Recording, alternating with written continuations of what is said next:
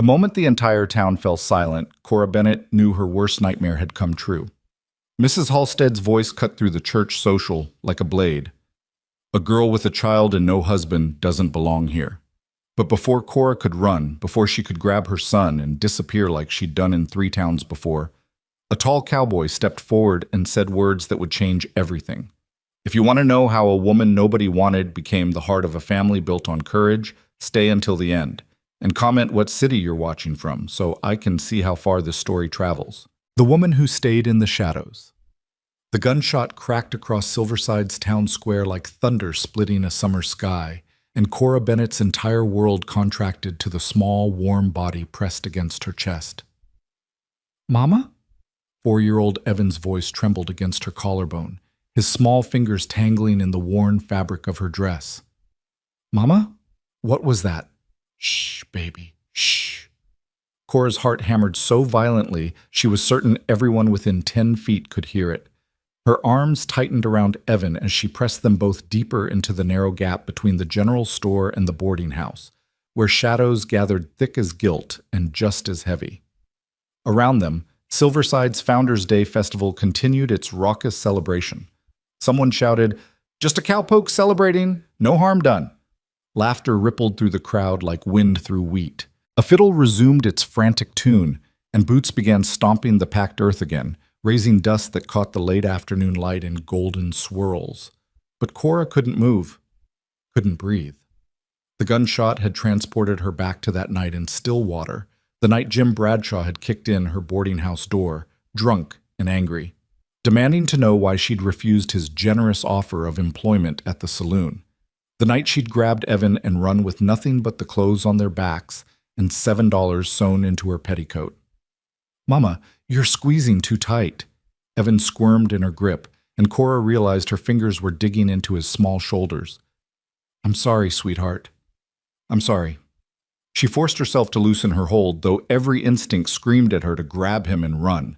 Again, always running, always one step ahead of whispers and judgment and men who thought a woman alone was a woman available. They'd been in Silverside for 3 weeks, longer than Cora had stayed anywhere since leaving Kansas City nearly 2 years ago. Mrs. Fletcher, who ran the boarding house, had taken pity on them. Or maybe she'd just needed help with the cooking and cleaning badly enough to overlook Cora's obvious sin, a child without a wedding ring to explain him. "Can we get candy now?"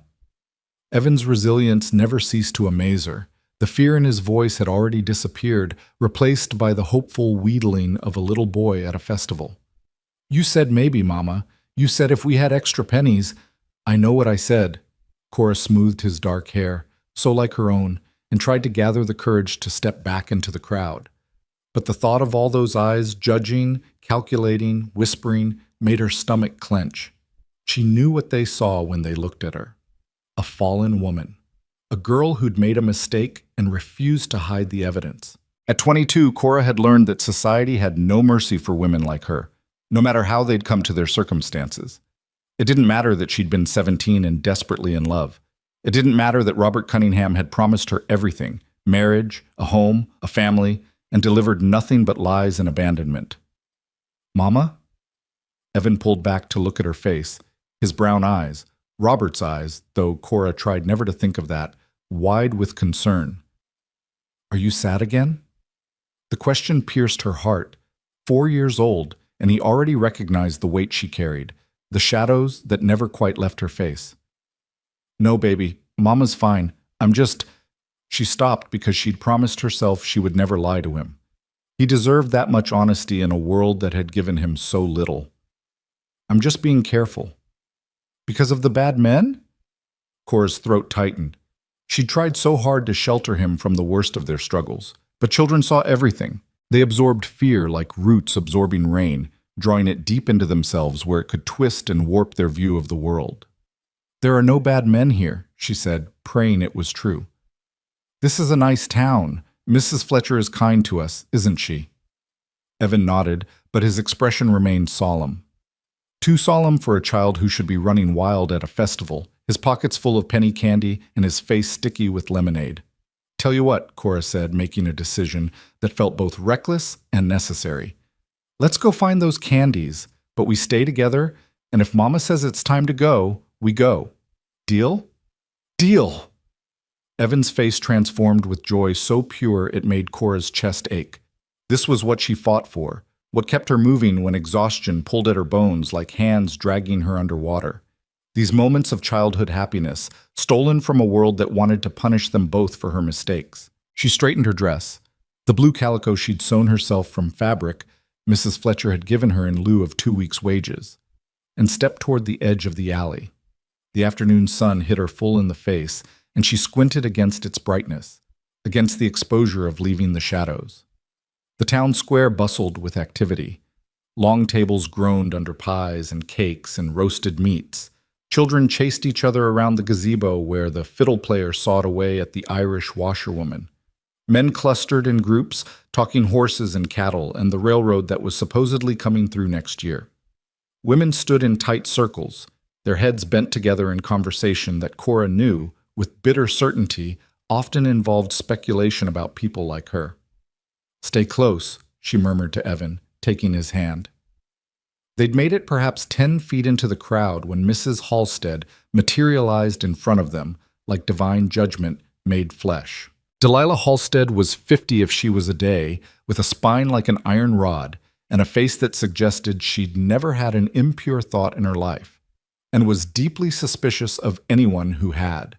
Her husband owned the bank, her father had founded half the town, and she ran the ladies' social committee with the efficiency of a general commanding troops. "Miss Bennet?" The title was weighted with meaning, not Mrs., not respectable, just Miss with all its implications. "Mrs. Halstead."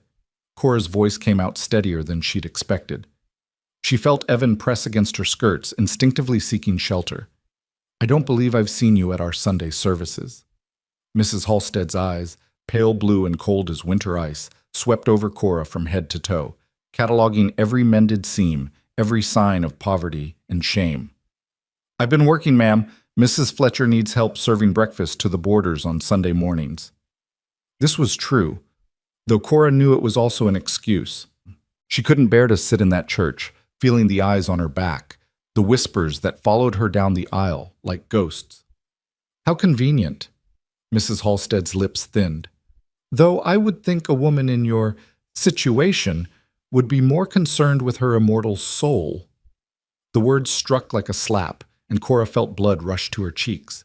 But before she could formulate a response, before she could grab Evan and retreat to the safety of their small room at the boarding house, a deep voice spoke from behind her. "Mrs. Halstead, always a pleasure." Cora turned to find a man standing just over her shoulder, close enough that she could smell leather and sage and something else, something clean, like wind over open prairie. He was tall, taller than most men she'd known, with broad shoulders and work-roughened hands. His face was weathered in the way of men who spent their lives outdoors, but his eyes were kind, startlingly kind, the color of honey in sunlight. Those eyes met hers for a brief moment, and something passed between them. Understanding, maybe, or recognition of a fellow soul who knew what it meant to be judged. Then he turned his attention to Mrs. Halstead, and his expression shifted to something polite but firm. "I don't believe I've had the pleasure of meeting your companion." Mrs. Halstead's face pinched like she'd bitten into a lemon. "This is Miss Bennet. She works for Ida Fletcher at the boarding house." "Pleasure, Miss Bennet." The man touched the brim of his hat. "Colt Avery. I'm new to town myself, just took up a section of land west of here, planning to build it into a proper ranch."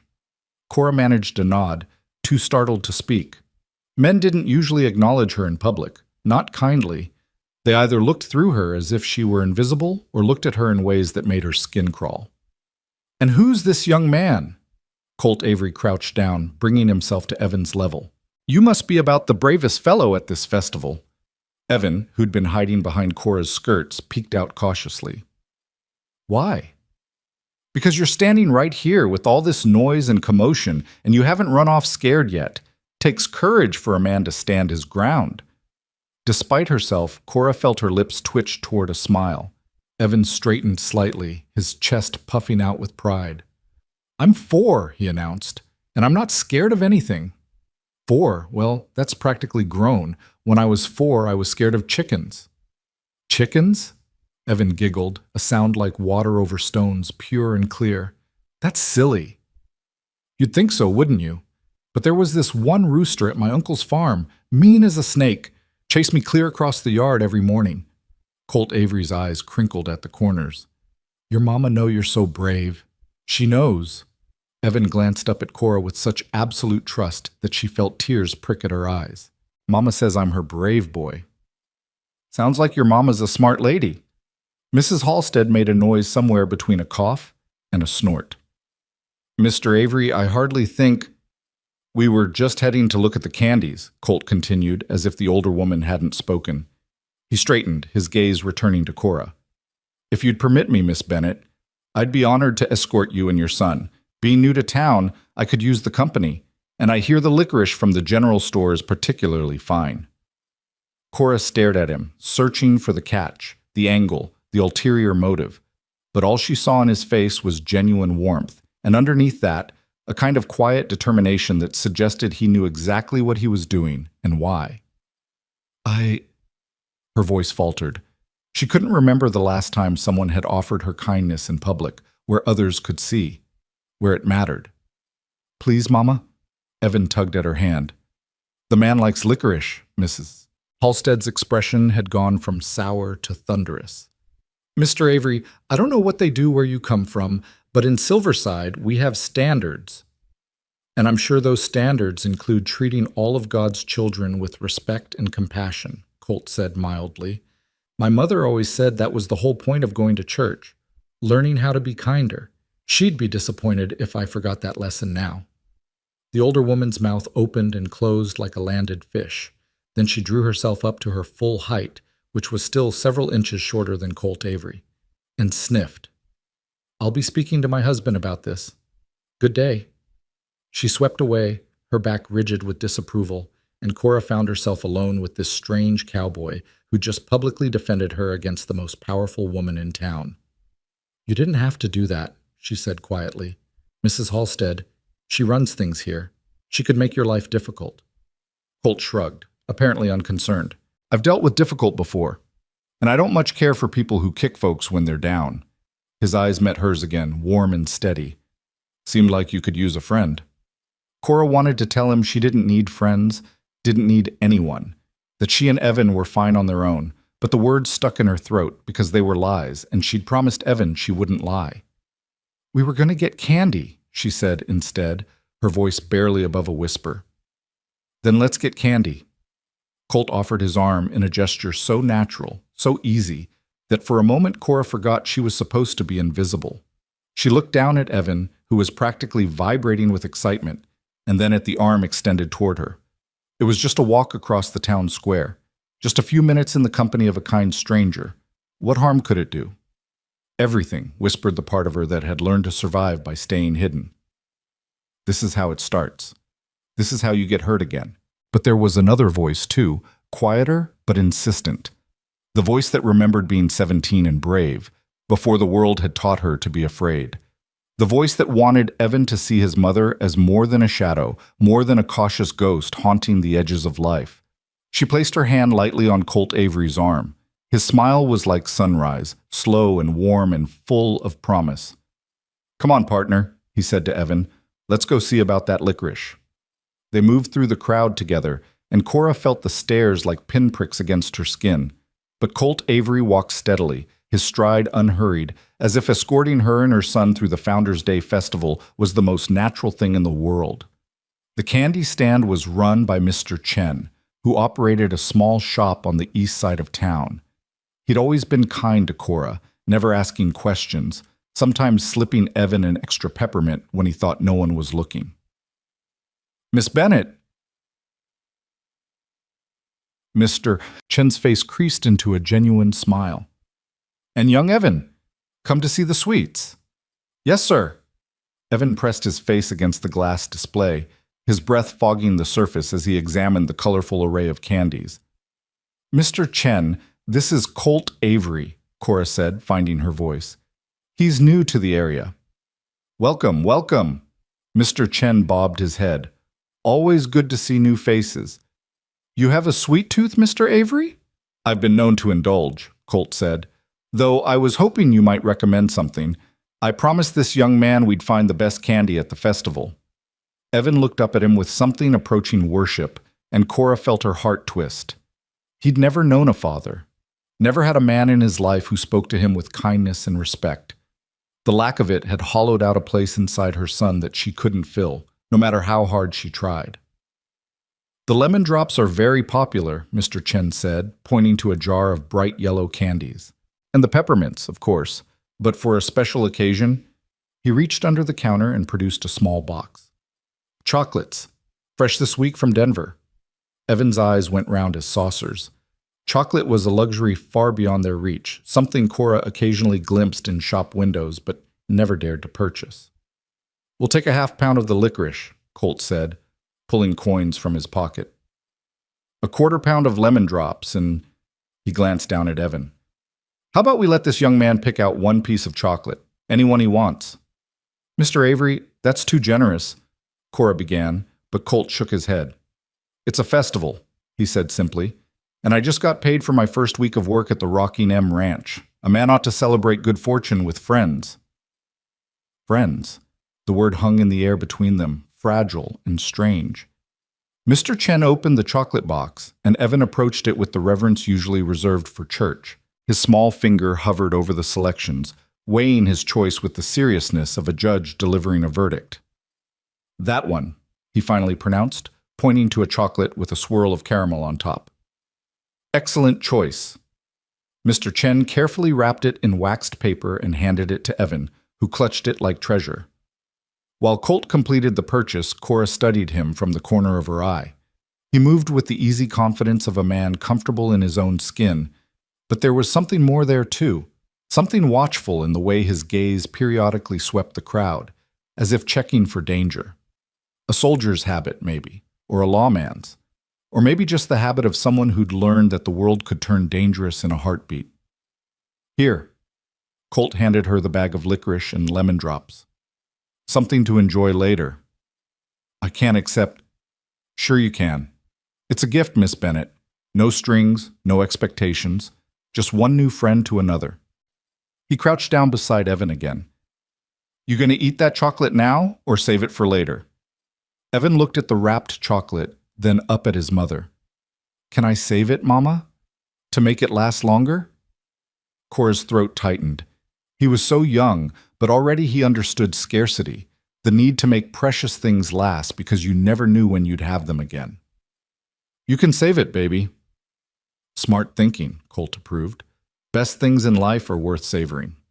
They moved away from the candy stand, and Cora expected Colt to make his excuses and leave. She'd gotten used to brief kindnesses, small gestures that made people feel good about themselves without requiring any real commitment or cost. But Colt didn't leave. Instead, he walked with them toward the far edge of the square, where the crowd thinned and the noise dropped to a manageable level. He found a bench beneath an old oak tree and gestured for Cora to sit. "You looked like you could use a break from the crowd," he said. Cora sank onto the bench, grateful beyond words. Her feet ached. She'd been up since dawn, helping Mrs. Fletcher prepare breakfast for the boarders, and the tension of moving through the festival had left her exhausted. Evan immediately climbed onto the bench beside her, unwrapping his chocolate with the careful precision of a surgeon. "So," Colt said, leaning against the oak tree with his arms crossed. "How long have you been in Silverside?" 3 weeks. Cora smoothed her skirt, a nervous habit. "We came from Stillwater before that." "That's quite a ways. You have family here?" She shook her head. "No family, just looking for a fresh start." Colt nodded slowly, and something in his expression told her he understood exactly what kind of fresh start she meant, the kind where you left your past behind and prayed it didn't follow you. "Fresh starts are good," he said. "I'm after one myself, actually. Spent the last 8 years working other men's ranches, saving every penny. Finally got enough to buy my own land. It's not much yet, just open prairie and a creek. But it's mine." There was pride in his voice and something else. Determination, the same quality Cora heard in her own voice when she talked about making a better life for Evan. "That sounds wonderful," she said, and meant it. She'd stopped dreaming of permanence, of belonging somewhere, but she could still appreciate it in others. It will be, once I build it up. Got plans for a house, a barn, corrals, going to raise horses. Good stock for working cattle. He paused, studying her face. You ever think about settling down? Really settling, I mean. Not just landing for a bit before moving on. The question was too perceptive, too knowing. Cora felt herself start to draw back into the protective shell she'd built around her heart. I settle where the work is, she said carefully. Mrs. Fletcher has been kind enough to employ me. As long as she needs help, I'll stay. And after that? After that? Cora looked down at Evan, who was taking tiny bites of his chocolate, his face blissful. After that, we'll see. It was the truth, though not all of it. The whole truth was that she never planned more than a few weeks ahead, never allowed herself to imagine a future where she and Evan could stay in one place. Men like Robert Cunningham had taught her that stability was an illusion, a trick played on foolish girls who believed in promises. Mama, this is the best chocolate in the whole world, Evan announced, chocolate smeared around his mouth. I'm sure it is, baby. Cora pulled a handkerchief from her pocket and gently wiped his face. What do you say to Mr. Avery? Thank you, Mr. Avery. Evan beamed up at the cowboy. You're very nice. You're welcome, partner, and you can call me Colt if your mama doesn't mind. Evan looked at Cora with hopeful eyes, and she found herself nodding. It seemed a small thing to give, this permission for informality, but it also felt dangerous, like opening a door she'd worked hard to keep closed. The afternoon wore on and still Colt didn't leave. He sat with them beneath the oak tree, telling Evan stories about horses and cattle drives, about sleeping under stars so thick they looked like spilled sugar. His voice was low and steady, the kind of voice that made you want to listen, to believe in the possibilities he described. Cora tried to maintain her guard, but exhaustion and the simple pleasure of companionship wore at her defenses. She found herself relaxing incrementally, her shoulders dropping from their usual tense hunch, her hands unclenching in her lap. You're good with children, she said during a lull in Colt's stories. Evan had climbed down from the bench to chase a butterfly, staying carefully within sight as she'd taught him. I like kids. They're honest. No pretense, no games. They say what they mean and mean what they say. He watched Evan dart after the butterfly, his expression fond.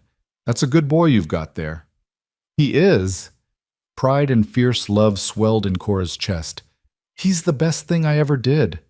The words slipped out before she could stop them, raw and revealing. She waited for Colt to ask the obvious questions. Where's his father? Why isn't there a husband? What kind of woman? But Colt just nodded. I can see that. He's lucky to have you. The simplicity of it, the lack of judgment, the easy acceptance, made Cora's eyes burn with unshed tears. She turned her face away, blinking rapidly, trying to compose herself. Miss Bennett, Colt's voice was gentle. I don't know your story, and I don't need to, but I know meanness when I see it, and I saw the way Mrs. Halstead looked at you, way some of the other women did too, and I want you to know something. She forced herself to look at him. Whatever you've been through, whatever happened to bring you here, that's your business. But judging you for it, that's not right. And any man worth his salt would see what I see. A woman working hard to take care of her child. A woman with courage. He paused. Takes a lot more bravery to face down a town's whispers than it does to face down a mean rooster. Something cracked inside Cora's chest, some wall she'd built brick by bitter brick. She wanted to tell him he was wrong, that she wasn't brave, that she was a coward who'd let fear dictate her life for 2 years, but the words wouldn't come. Thank you, she whispered instead, for saying that. I mean it. Colt pushed off from the tree. And I hope you won't mind if I stop by the boarding house sometime. Pay a proper visit. Maybe teach Evan here how to skip stones, if there's a creek nearby. Evan, who'd given up on the butterfly, ran back to them. Did you say skip stones? I don't know how to do that. Well, that's something we'll have to fix. Colt ruffled Evan's hair. Can't have a young man growing up not knowing how to skip stones. Can he, Mama? Can Colt teach me? Cora looked from her son's eager face to Colt's steady gaze. Every instinct screamed at her to refuse, to protect herself and Evan from the inevitable disappointment when this kind cowboy moved on with his life and forgot about them. But Evan was looking at her with such hope, such hunger for male attention and guidance, that she couldn't bring herself to crush it. "If Mr. Avery has time," she said carefully, "and if you promise to be on your best behavior." I promise, Evan bounced on his toes. "When can you teach me? Tomorrow?" Colt laughed, a warm, rumbling sound. "Tell you what, partner, I'm starting work on building my cabin this week. But come Sunday afternoon, if your mama says it's all right, we can head down to the creek and have a stone skipping lesson." "Sunday," Evan repeated reverently, as if it were Christmas. "Sunday," Colt confirmed. He touched his hat brim to Cora. "Miss Bennett, it's been a genuine pleasure. Thank you for the company. Thank you for the candy, and for—" She gestured helplessly, unable to find words for what he'd given her, not just sweets and kindness, but a few hours where she'd felt almost normal, almost like a woman who belonged in the world. "No thanks needed. I'll see you around town."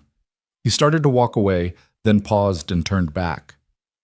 "And Miss Bennett, don't let them make you feel like you have to hide. You and Evan, you've got just as much right to be here as anyone."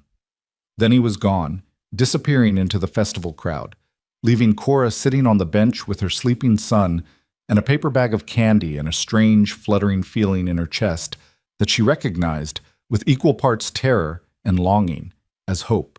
The sun was setting when they finally made their way back to the boarding house. Mrs. Fletcher was on the porch, smoking her pipe and watching the last stragglers from the festival wander past. "Have a good time?" the older woman asked as Cora climbed the steps, Evan drowsing in her arms. "We did." Cora shifted Evan's weight. He was getting too big to carry comfortably, but she wasn't ready to stop yet. These moments, when he was small and soft and safe in her arms, felt numbered, precious. "Saw you talking to the new fellow, Colt Avery." Mrs. Fletcher puffed on her pipe, her eyes sharp. "Good man, from what I hear. Quiet, hard worker. Saved up for 8 years to buy his own land. That takes discipline." Cora nodded, not trusting herself to speak. "Also saw Delilah Halstead having a conniption fit when he walked you through the crowd." Mrs. Fletcher chuckled. "That woman's got a stick up her backside the size of a fence post. Don't you pay her no mind, you hear?" "Yes, ma'am." "And Cora?" Mrs. Fletcher waited until Cora looked at her. "It's all right to let people be kind to you. Won't make you weak. Won't make you foolish. Sometimes kindness is just kindness." "Sometimes," Cora agreed, "but not always. Not usually." She'd learned that lesson too well to forget it now. She carried Evan up to their small room on the second floor, laid him on the narrow bed they shared, and carefully pulled off his shoes. He stirred but didn't wake, his face peaceful in sleep, one small hand still clutching the waxed paper that had held his chocolate. Cora sat beside him in the growing dark, not bothering to light the lamp. Below she could hear the sounds of the boarding house settling for the night. Footsteps in the hallway, the creak of bed springs, someone coughing in the next room. She thought about Colt Avery and his easy kindness, about the way he'd looked at Evan without pity or judgment, about his steady voice saying, "You've got just as much right to be here as anyone," but rights didn't matter if no one respected them. She'd learned that too. Still, as she lay down beside her son and pulled the thin blanket over them both, Cora allowed herself to imagine, just for a moment, what it might be like to stay in Silverside. To stop running. To let Evan grow up in one place, with familiar streets and friends, and maybe, just maybe, a kind cowboy who kept his promises. It was a dangerous dream, the kind that could break your heart. But in the darkness, with her son's warm breath against her shoulder and the memory of Colt's smile still fresh in her mind, Cora let herself dream it anyway.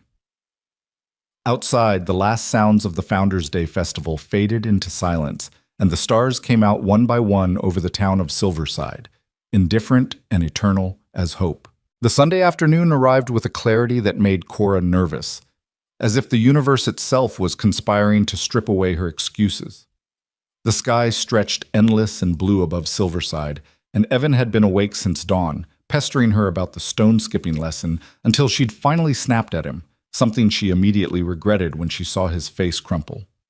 "I'm sorry, baby," she'd said, pulling him close. "Mama's just tired." But tired wasn't the right word. Terrified was closer to the truth. Terrified that Colt Avery wouldn't show up, and she'd have to watch her son's disappointment. Terrified that he would show up, and she'd start believing in things she had no business believing in. Mrs. Fletcher had given her the afternoon off without being asked, which meant the older woman had either remembered the promise or had been listening at keyholes. Probably both. Mrs. Fletcher missed very little that happened under her roof. At 2 o'clock, Cora stood on the boarding house porch with Evan, who was practically vibrating with anticipation. She'd dressed him in his Sunday clothes, the only outfit he owned without patches, and braided her own hair with trembling fingers. It wasn't meant to be anything special, she told herself. Just a man teaching a boy to skip stones. People did that sort of thing all the time. Except people didn't do that sort of thing for her. Not for the woman with a child and no husband. Not for the girl who'd made the wrong choice and refused to disappear with the evidence of her sin. "Do you see him, Mama? Is he coming?" Evan stood on tiptoe, craning his neck to see down the dusty street. "I don't know, sweetheart. We'll wait a few more minutes, and if he doesn't— Miss Bennett!" Cora turned to find Colt walking up the street, and her breath caught in her throat. He'd cleaned up since the festival, his hair still damp from washing, his shirt pressed. He carried a small bundle under one arm and walked with that same easy confidence she remembered, as if he had every right to be there and no doubt whatsoever about his welcome. "Colt!" Evan launched himself off the porch with the reckless abandon of childhood, and Colt caught him with a laugh, swinging him up. "Whoa there, partner! You trying to bowl me over?" He set Evan down but kept a hand on the boy's shoulder. "You ready for that stone-skipping lesson?" "I've been ready since forever. Mama said we had to wait until 2 o'clock, and I watched the clock in the dining room for hours and hours." 15 minutes, Cora corrected, but she was smiling despite herself. "He watched it for 15 minutes. "Well, that's mighty patient of you." Colt's eyes met hers over Evan's head, warm and teasing. "Some folks can't stand to wait even that long for something they're looking forward to." Was he talking about Evan or about something else? Cora felt heat rise in her cheeks and looked away, fussing with her shawl even though the afternoon was warm. "I brought something," Colt said, holding up the bundle. "Thought we might have a picnic after the lesson, if that suits you, Miss Bennett. Nothing fancy. Just some bread and cheese and apples from Mrs. Chen's store. But a man works better on a full stomach, and I figured teaching stone skipping was serious business." "Can we, Mama? Please?" Evan bounced on his toes, and Cora found herself nodding before she could think of all the reasons why spending more time with Colt Avery was a terrible idea. "That's very kind of you, Mr. Avery." "Colt," he reminded her gently. "We're friends, remember? Friends." That word again, offered so easily, as if friendship was simple for him. As if he didn't know that friendship with someone like her could cost him standing in a town like Silverside. They walked through town toward the creek that ran along the western edge, and Cora was acutely aware of the eyes that followed them. Mrs. Morrison sweeping her porch, old Tom Jefferson sitting outside the saloon, the Patterson twins playing in their yard, all of them watching, calculating, adding this new piece of information to whatever story they were constructing about Cora Bennett and her mysterious past. Colt seemed oblivious to the attention, or perhaps he simply didn't care. He kept up a steady stream of conversation with Evan, asking about the boy's favorite foods, his favorite animals, what he wanted to be when he grew up. "A cowboy," Evan declared without hesitation. "Like you." "That's a fine ambition. Cowboys need to know all sorts of skills, though. Can you tie knots?" "No, sir." "Can you tell which way is north without a compass?" "No, sir." "Can you skip stones?" "Not yet." Evan grinned up at him. "But I'm going to learn today." "That's the spirit. A man who's willing to learn can accomplish just about anything." Colt glanced at Cora. "Your mama's been teaching you to read, I hope?" "Yes, sir. Mama reads to me every night. Right now we're reading about knights and dragons." "Knights and dragons, huh? That's good learning. Cowboys need to know their letters just like anybody else. How else can you read a brand or write a letter to your sweetheart?" Evan giggled. "I don't have a sweetheart." "Give it time, partner. Give it time." The creek appeared through a stand of cottonwood trees, its water running clear and slow over smooth stones. The sound of it was peaceful, a gentle burbling that seemed to wash away the tension Cora had been carrying in her shoulders. "This is perfect," Colt said, setting down his bundle near the bank.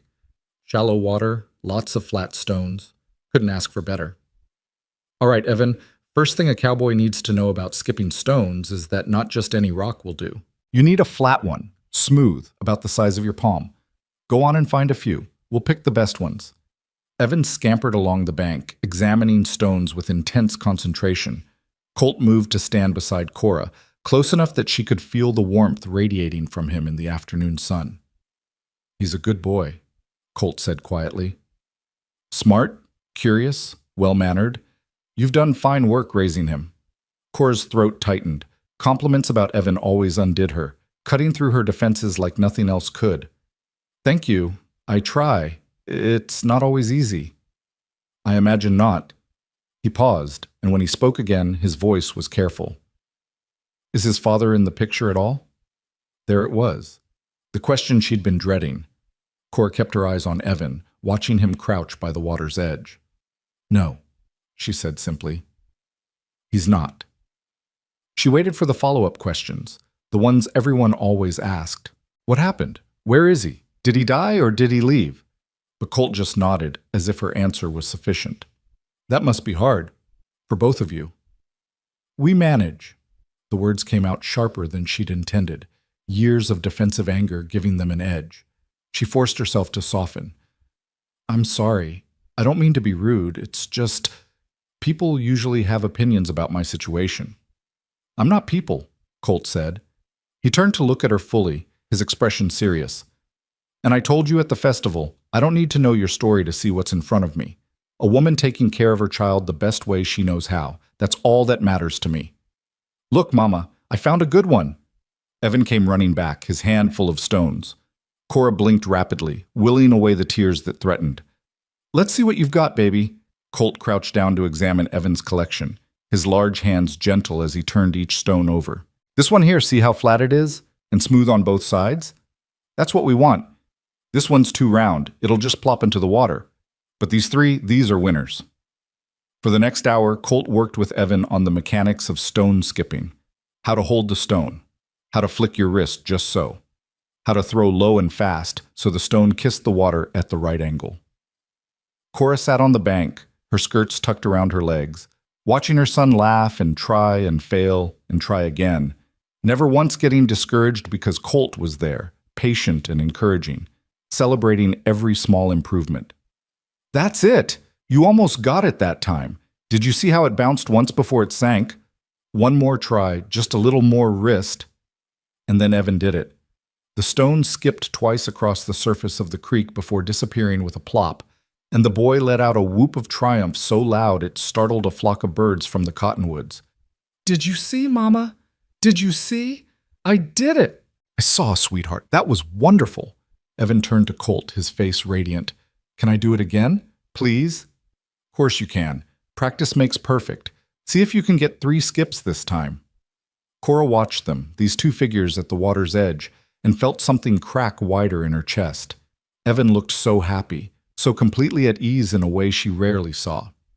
And Colt looked like he was exactly where he wanted to be, teaching a 4-year-old boy to skip stones, his face patient and kind. When Evan finally tired of practicing, Colt suggested they have their picnic. He spread out a blanket from his bundle, faded but clean, and set out the food with the same care he'd shown teaching Evan. Bread and cheese like he'd promised, but also hard-boiled eggs, apples, and a small jar of honey. The honey's from the Johnson's place, he explained. They keep bees. Best honey I've ever tasted. They ate in companionable silence, the only sounds the creek and the wind in the cottonwoods, and Evan's occasional exclamation about something he'd seen, a fish jumping, a turtle on a rock, a dragonfly with blue wings. Mr. Avery, I mean Colt, Evan said suddenly, his mouth full of bread and honey. Are you going to stay in Silverside forever? Evan, don't talk with your mouth full, Cora chided, but Colt just smiled. That's the plan, partner. I bought land here, and I'm going to build a ranch. That's not the kind of thing a man does if he's planning to leave. Good. Evan took another bite, then added, Mama says we might have to leave sometimes, when the work runs out. Cora's face burned. She hadn't realized Evan had absorbed so much of her anxiety, her constant awareness that their place in any town was temporary and contingent. Is that right? Colt's eyes found hers across the blanket. Seems to me Mrs. Fletcher's mighty happy with your mama's work. Heard her telling folks at the Mercantile that Cora Bennett's the best cook and housekeeper she's had in 10 years. She said that? The words slipped out before Cora could stop them, hungry and hopeful. She did. Said she'd be a fool to let you go. He broke off a piece of cheese, his expression thoughtful. Of course, working at a boarding house is hard. Long hours, not much thanks. A woman with your skills could probably do other things if she wanted. Run her own boarding house, maybe. Or work in a restaurant. Or, he paused, or help run a ranch, if the right opportunity came along. The air between them suddenly felt charged, full of unspoken meanings. Cora's heart beat faster, even as her mind screamed warnings. Colt, can I ask you something? Evan's voice broke the tension. Sure, partner. Do you have a family, like a wife and kids? Evan! Cora's mortification was complete. That's not an appropriate question. But Colt just laughed. It's all right. It's a fair question. No, Evan, I don't have a wife or kids. I've been too busy working and saving for my ranch. Figured I'd get the land settled first, build a proper house, get the cattle operation going. Then maybe I'd think about finding a wife. He was looking at Cora again, his gaze steady. Though I'm starting to think maybe I had my priorities wrong. Maybe the most important things shouldn't wait until everything else is perfect. Cora couldn't breathe, couldn't think. The implication in his words was so clear, so direct, that there was no pretending she'd misunderstood. Why not? Evan asked, blessedly oblivious. Why shouldn't things wait? Because life doesn't wait, partner. Because sometimes you meet people who matter, and if you put off doing something about it, you might lose your chance. Like what? Like telling someone they're important to you, like asking someone to take a walk with you, or teaching their son to skip stones, or... He finally looked away from Cora, focusing on Evan with a gentle smile. Or asking if you can come around again next Sunday. Maybe teach you how to tie some cowboy knots. Yes, yes, please. Evan bounced with excitement, scattering crumbs. Can he, Mama? Can Colt come teach me knots? Cora's hands trembled as she smoothed her skirt. This was moving too fast, pushing past all the careful boundaries she'd constructed. But when she looked at Evan's eager face, at the happiness there that she so rarely saw, she couldn't find it in herself to refuse. If Mr. Avery wants to, she said carefully, and if he's not too busy with his ranch work. I'll make time, Colt said. Building a ranch is important, but it's not everything. A man needs friends, needs connections, needs... His eyes met hers again. Needs reasons to come into town on Sundays. They packed up the picnic as the afternoon sun began its descent toward the horizon, painting the sky in shades of gold and pink. Evan ran ahead on his walk back to town, darting from one interesting sight to another. A lizard on a rock, a flower he wanted to pick for his mother, a particularly straight stick that would make an excellent sword. He's going to sleep well tonight, Colt observed, watching the boy with amusement. He will. Thank you for this. For today. Cora struggled for words. He doesn't have many people in his life. It means a lot to him, having someone pay attention to him like this. It means a lot to me, too. Colt's voice was quiet, serious. I meant what I said, Cora. May I call you Cora? She nodded, not trusting her voice. I'd like to keep coming around, spending time with you and Evan, getting to know you both better, if that's all right with you. Why? The question burst out of her, desperate and raw. Why would you want that? You don't know anything about me, about what people say, about what I... She stopped, biting back the confession that threatened to spill out. I know enough, Colt said firmly. I know you're brave and hardworking. I know you're a good mother. I know you've been hurt and you're scared and you're doing your best to protect yourself and your boy. That's enough for me to want to know more. People will talk, Cora warned. They already are, probably. Mrs. Halstead will make sure of that. Let them talk. I'm not courting Mrs. Halstead's opinion. He paused. I am courting you, though. In case that wasn't clear. Cora stopped walking, her heart pounding so hard she thought it might break through her ribs. Colt, you can't. You don't understand. I can't. Can't what? Be courted? Be happy? Have someone care about you? His voice was gentle but insistent. Because I think you can. I think you've just forgotten how. I haven't forgotten. I remember perfectly well how it works. Man makes promises, woman believes him. Man leaves when things get difficult or inconvenient. Woman is left to deal with the consequences alone. The bitterness in her voice surprised even her. That how Evan's father did things? Colt asked quietly. Cora wrapped her arms around herself, cold despite the warmth of the evening. She'd never told anyone the full story. Mrs. Fletcher knew some of it, had pieced together enough to understand the basics, but no one knew the details, the specific ways Robert Cunningham had broken her heart and her life. Yes, she said finally, that's exactly how he did things. Made beautiful promises, talked about our future, our life together. Made me believe I was special, that he loved me. And then when I told him about the baby, her voice cracked. He told me I was a liar trying to trap him. Said the child probably wasn't even his. Gave me $50 and told me to take care of it. When I refused, when I said I was keeping the baby, he made sure everyone knew I was a loose woman who tried to force him into marriage with false claims. The words hung in the air between them, ugly and true. Cora waited for disgust, for Colt to make excuses and disappear like morning mist. Instead, he reached out and took her hand, just held it, his palm warm and rough and steady against hers. That man was a coward and a fool, he said, his voice hard. And I'm sorry he hurt you. But I'm not him, Cora. I don't make promises I can't keep, and I don't abandon people when things get hard. My word means something. Everyone says that at first, Cora whispered. Then I'll just have to prove it to you, however long it takes. He squeezed her hand gently. I'm a patient man, and I'm not going anywhere. Evan came running back to them, holding a dandelion gone to seed. Mama, make a wish. Cora took the dandelion, its white fluff trembling in the evening breeze. She looked at her son's expectant face, at Colt's steady presence beside her, at the town of Silverside spread out ahead of them with all its judgment and possibility. She closed her eyes and blew, sending the seeds spiraling into the sky like tiny prayers. When they reached the boarding house, Mrs. Fletcher was on the porch again, rocking in her chair. She nodded at Colt, her eyes shrewd but not unkind. Evening, Mr. Avery. See you got them back in one piece. Yes, ma'am. We had a fine time. Evan here learned to skip stones. Did he now? That's a valuable skill. Mrs. Fletcher's lips twitched in what might have been a smile. You planning on teaching him anything else? If Miss Bennett permits, I thought I might come by next Sunday. Teach him some rope knots.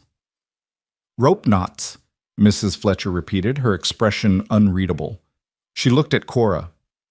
That suit you? Cora felt the weight of the older woman's gaze, the question beneath the question.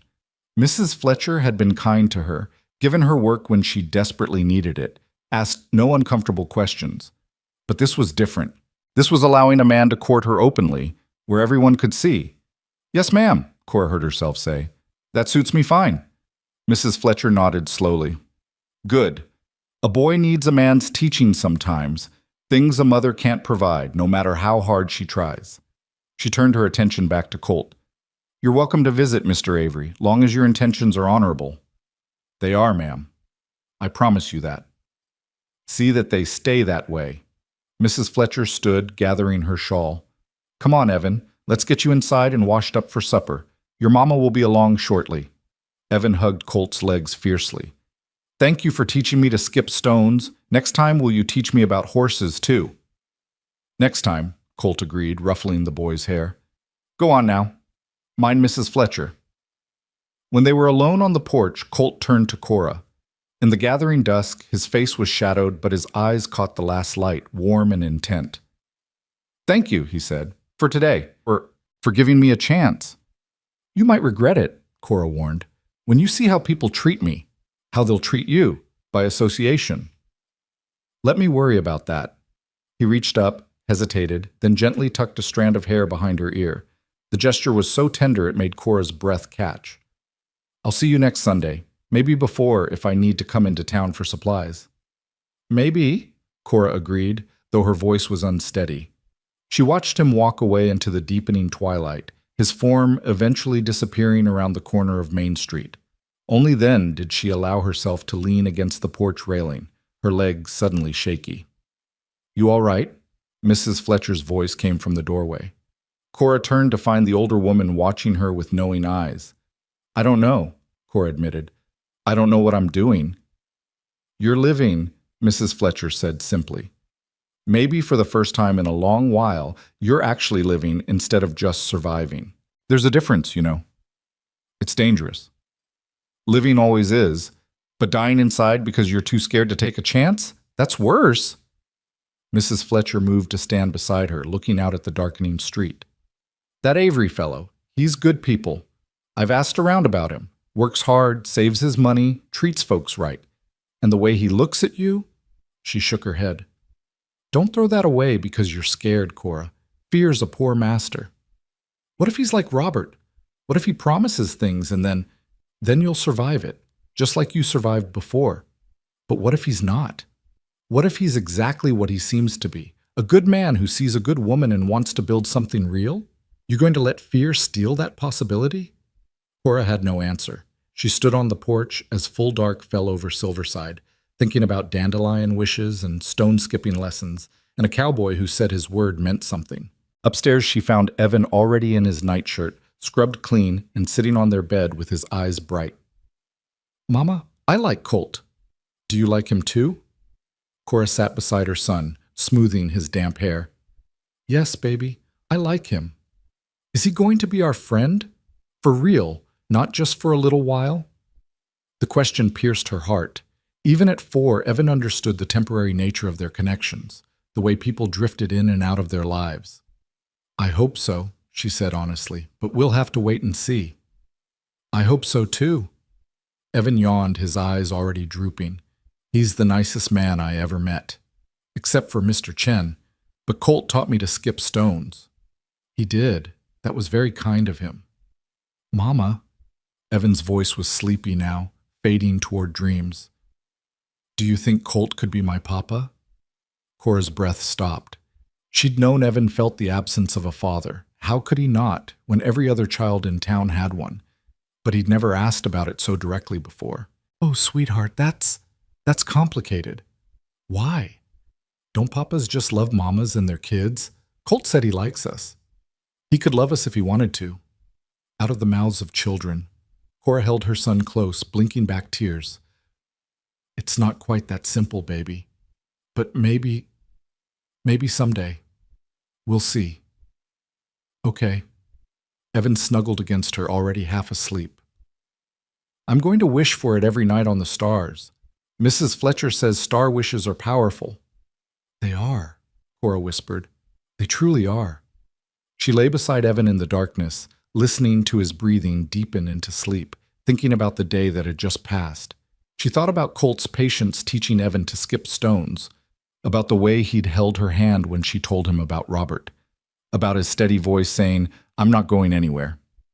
For the first time in 2 years, Cora allowed herself to imagine a future that extended beyond next week, next month. She imagined Sundays with Colt becoming a regular thing, imagined Evan learning all the skills a boy needed from a man who cared about him, imagined, with a terror that was almost painful, what it might feel like to be courted by someone honorable, to be loved, even, though that seemed too much to hope for. Outside, stars wheeled overhead in their ancient patterns, indifferent to human wishes but bearing them anyway, the way they'd borne the hopes and dreams of countless souls throughout time. Somewhere in the darkness, Colt Avery was probably at the small room he rented at the Rockingham Ranch, perhaps thinking about the same things she was thinking about. And in that small room at the boarding house, Cora Bennett fell asleep with her son in her arms, and something very much like hope blooming cautiously in her chest, fragile as dandelion seeds, and just as determined to take root wherever they landed. The next morning, when she came downstairs to start breakfast, she found a bundle on the kitchen table, wrapped in brown paper, tied with string. Her name was written on a small card in careful handwriting. Inside, she found a length of soft blue ribbon, the exact color of the sky yesterday afternoon, and a small wooden horse carved with obvious care, its mane flowing and its legs captured in mid-gallop. The note said simply, "For Evan." Thought he might like to have a horse of his own to practice his cowboy skills with. The ribbon is for you, if you want it. No strings attached, just like the ribbon itself. Until Sunday.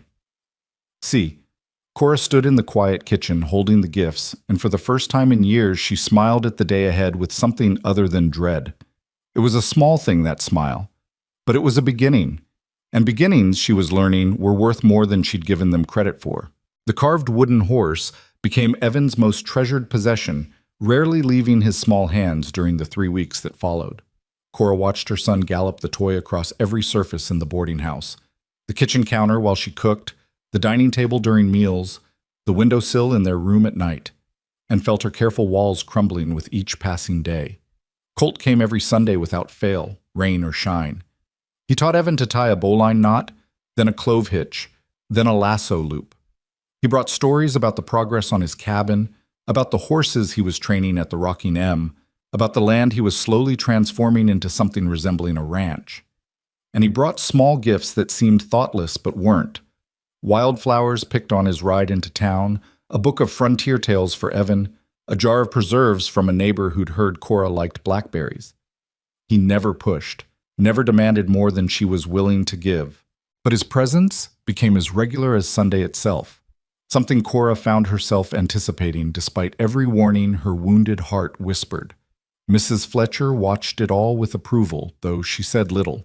Other residents of the boarding house began greeting Colt when he arrived, and Mr. Hendricks, who occupied the corner room, started joining their conversations on the porch, talking cattle prices and weather patterns with the easy camaraderie of men who understood hard work. But not everyone in Silverside viewed Colt's courtship with such equanimity. Cora felt the weight of disapproving stares when she walked through town, heard the whispers that cut off abruptly when she entered the general store. Mrs. Halstead's campaign of moral outrage had found fertile ground among certain segments of Silverside society, and they watched Cora's slowly blossoming relationship with Colt like vultures waiting for weakness. "Ignore them," Mrs. Fletcher counseled one afternoon when Cora came back from the mercantile with tears threatening. "Small minds need small targets. You're just convenient." But ignoring them became harder when the ladies' social committee announced their monthly gathering would include a potluck supper at the church.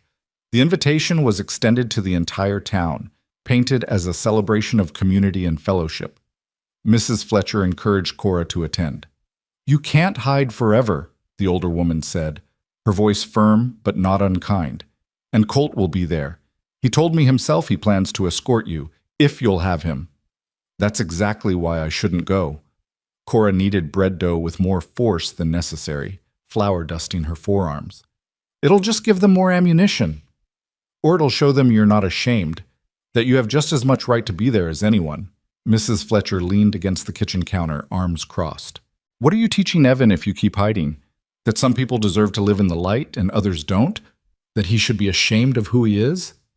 The words hit like a physical blow. "That's not fair. Life's not fair. But you've got a choice about how you face it." Mrs. Fletcher's expression softened. "That boy worships you, Cora. And he's starting to worship Colt, too. Don't you think he deserves to see his mama stand proud? To see that cowboy claim you in front of everyone? What if Colt changes his mind? What if he realizes what he's taking on being associated with me and decides it's not worth it?" The fear that had been coiling in Cora's chest for weeks finally found words. What if this is all just temporary kindness before he moves on? Then you'll survive it. But what if it's not? What if he's exactly what he seems? A good man who sees a good woman and wants the world to see it too? Mrs. Fletcher pushed off from the counter. "Go to that social, Cora. Let him escort you. Let people see you're not afraid." But Cora was afraid. Terrified, in fact. As Saturday evening approached and she stood in front of the small mirror in her room, trying to make herself presentable. She'd sewn a new dress from fabric Mrs. Fletcher had given her, green calico with tiny white flowers, the nicest thing she'd owned in years. Her hands trembled as she fastened the buttons. "You look pretty, Mama." Evan sat on the bed, clutching his wooden horse, his own face scrubbed clean and his hair dampened and combed. "Thank you, baby." Cora turned from the mirror, abandoning the attempt to do anything elaborate with her hair. She'd braided it simply and wound it at the nape of her neck. It would have to do. Is Colt going to walk with us to the church? Yes, he is. Good. Evan's certainty was absolute, uncomplicated by doubt or fear. I like it when Colt's with us. People are nicer. The observation pierced Cora's heart.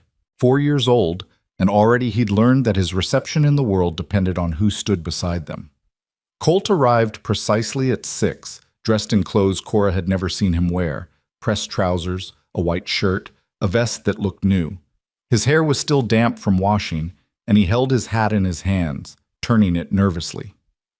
"You look beautiful," he said when he saw Cora, and the sincerity in his voice made her flush with pleasure and embarrassment in equal measure. "You clean up well yourself?" she managed. He grinned, some of his nervousness fading. "Figured if I was escorting the prettiest woman in Silverside, I ought to look the part." He crouched down to Evan's level. "And how are you, partner? Ready for some church social victuals?" "Mrs. Fletcher says there'll be pie." Evan's eyes were wide with anticipation. "Lots of different kinds." "Then we'd better get going before all the good slices disappear." Colt straightened and offered Cora his arm. "Shall we?" The walk to the church felt both too long and too short. Cora's heart hammered against her ribs as they approached the white building with its tall steeple, light spilling from the windows into the gathering dusk. Voices and laughter drifted out, the sounds of community and belonging that had been denied to her for so long. "It's going to be fine," Colt murmured, as if sensing her panic. "I'm right here, and I'm not going anywhere." The church social hall was packed with people when they entered. Long tables groaned under the weight of food, casseroles and roasts, breads and preserves, cakes and pies in dizzying variety. Children darted between adults, playing games that involved much shrieking and running. Men clustered in groups, talking business and weather.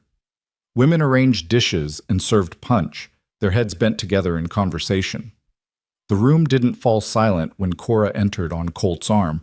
That only happened in melodramas. But a perceptible shift occurred. Heads turned. Conversations paused mid-sentence. Eyes tracked their progress across the room with the intensity of hawks watching prey. Cora felt her face flush hot, her steps wanting to falter. But Colt's arm was steady under her hand, and Evan pressed against her skirts, his small presence giving her courage. "Evening, folks!" Colt's voice carried across the room, friendly and unbothered. "Fine gathering you've got here. Evan and I have been looking forward to it all week, haven't we, partner?" "Yes, sir. Mrs. Fletcher says there's apple pie and cherry pie, and why don't we find a place to set down these dishes Miss Bennett brought?" Colt guided them toward one of the food tables, where Mrs. Chen was arranging platters. "Miss Bennett, Mr. Avery." Mrs. Chen's welcome was genuine and warm. "What have you brought?"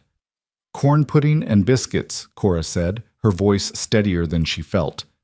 "Nothing fancy." "Everything Miss Bennett makes is fancy," Colt said. "Best cook in Silverside, far as I'm concerned." Mrs. Chen took the dishes with approving nods, and Cora felt a small measure of tension ease from her shoulders. But then she caught sight of Mrs. Halstead across the room. The older woman's face pinched with disapproval, and the anxiety came flooding back. "Let's get Evan some food," Colt suggested. "Growing boy needs his strength." They filled plates and found seats at one of the long tables, joined shortly by Mr. and Mrs. Henderson, who operated the feed store, and their 3 children. Mrs. Henderson chatted pleasantly about the recent rain in her garden, asking Cora's advice about tomato plants with the easy friendliness of someone who saw no scandal in the seating arrangement. It was almost nice, almost normal.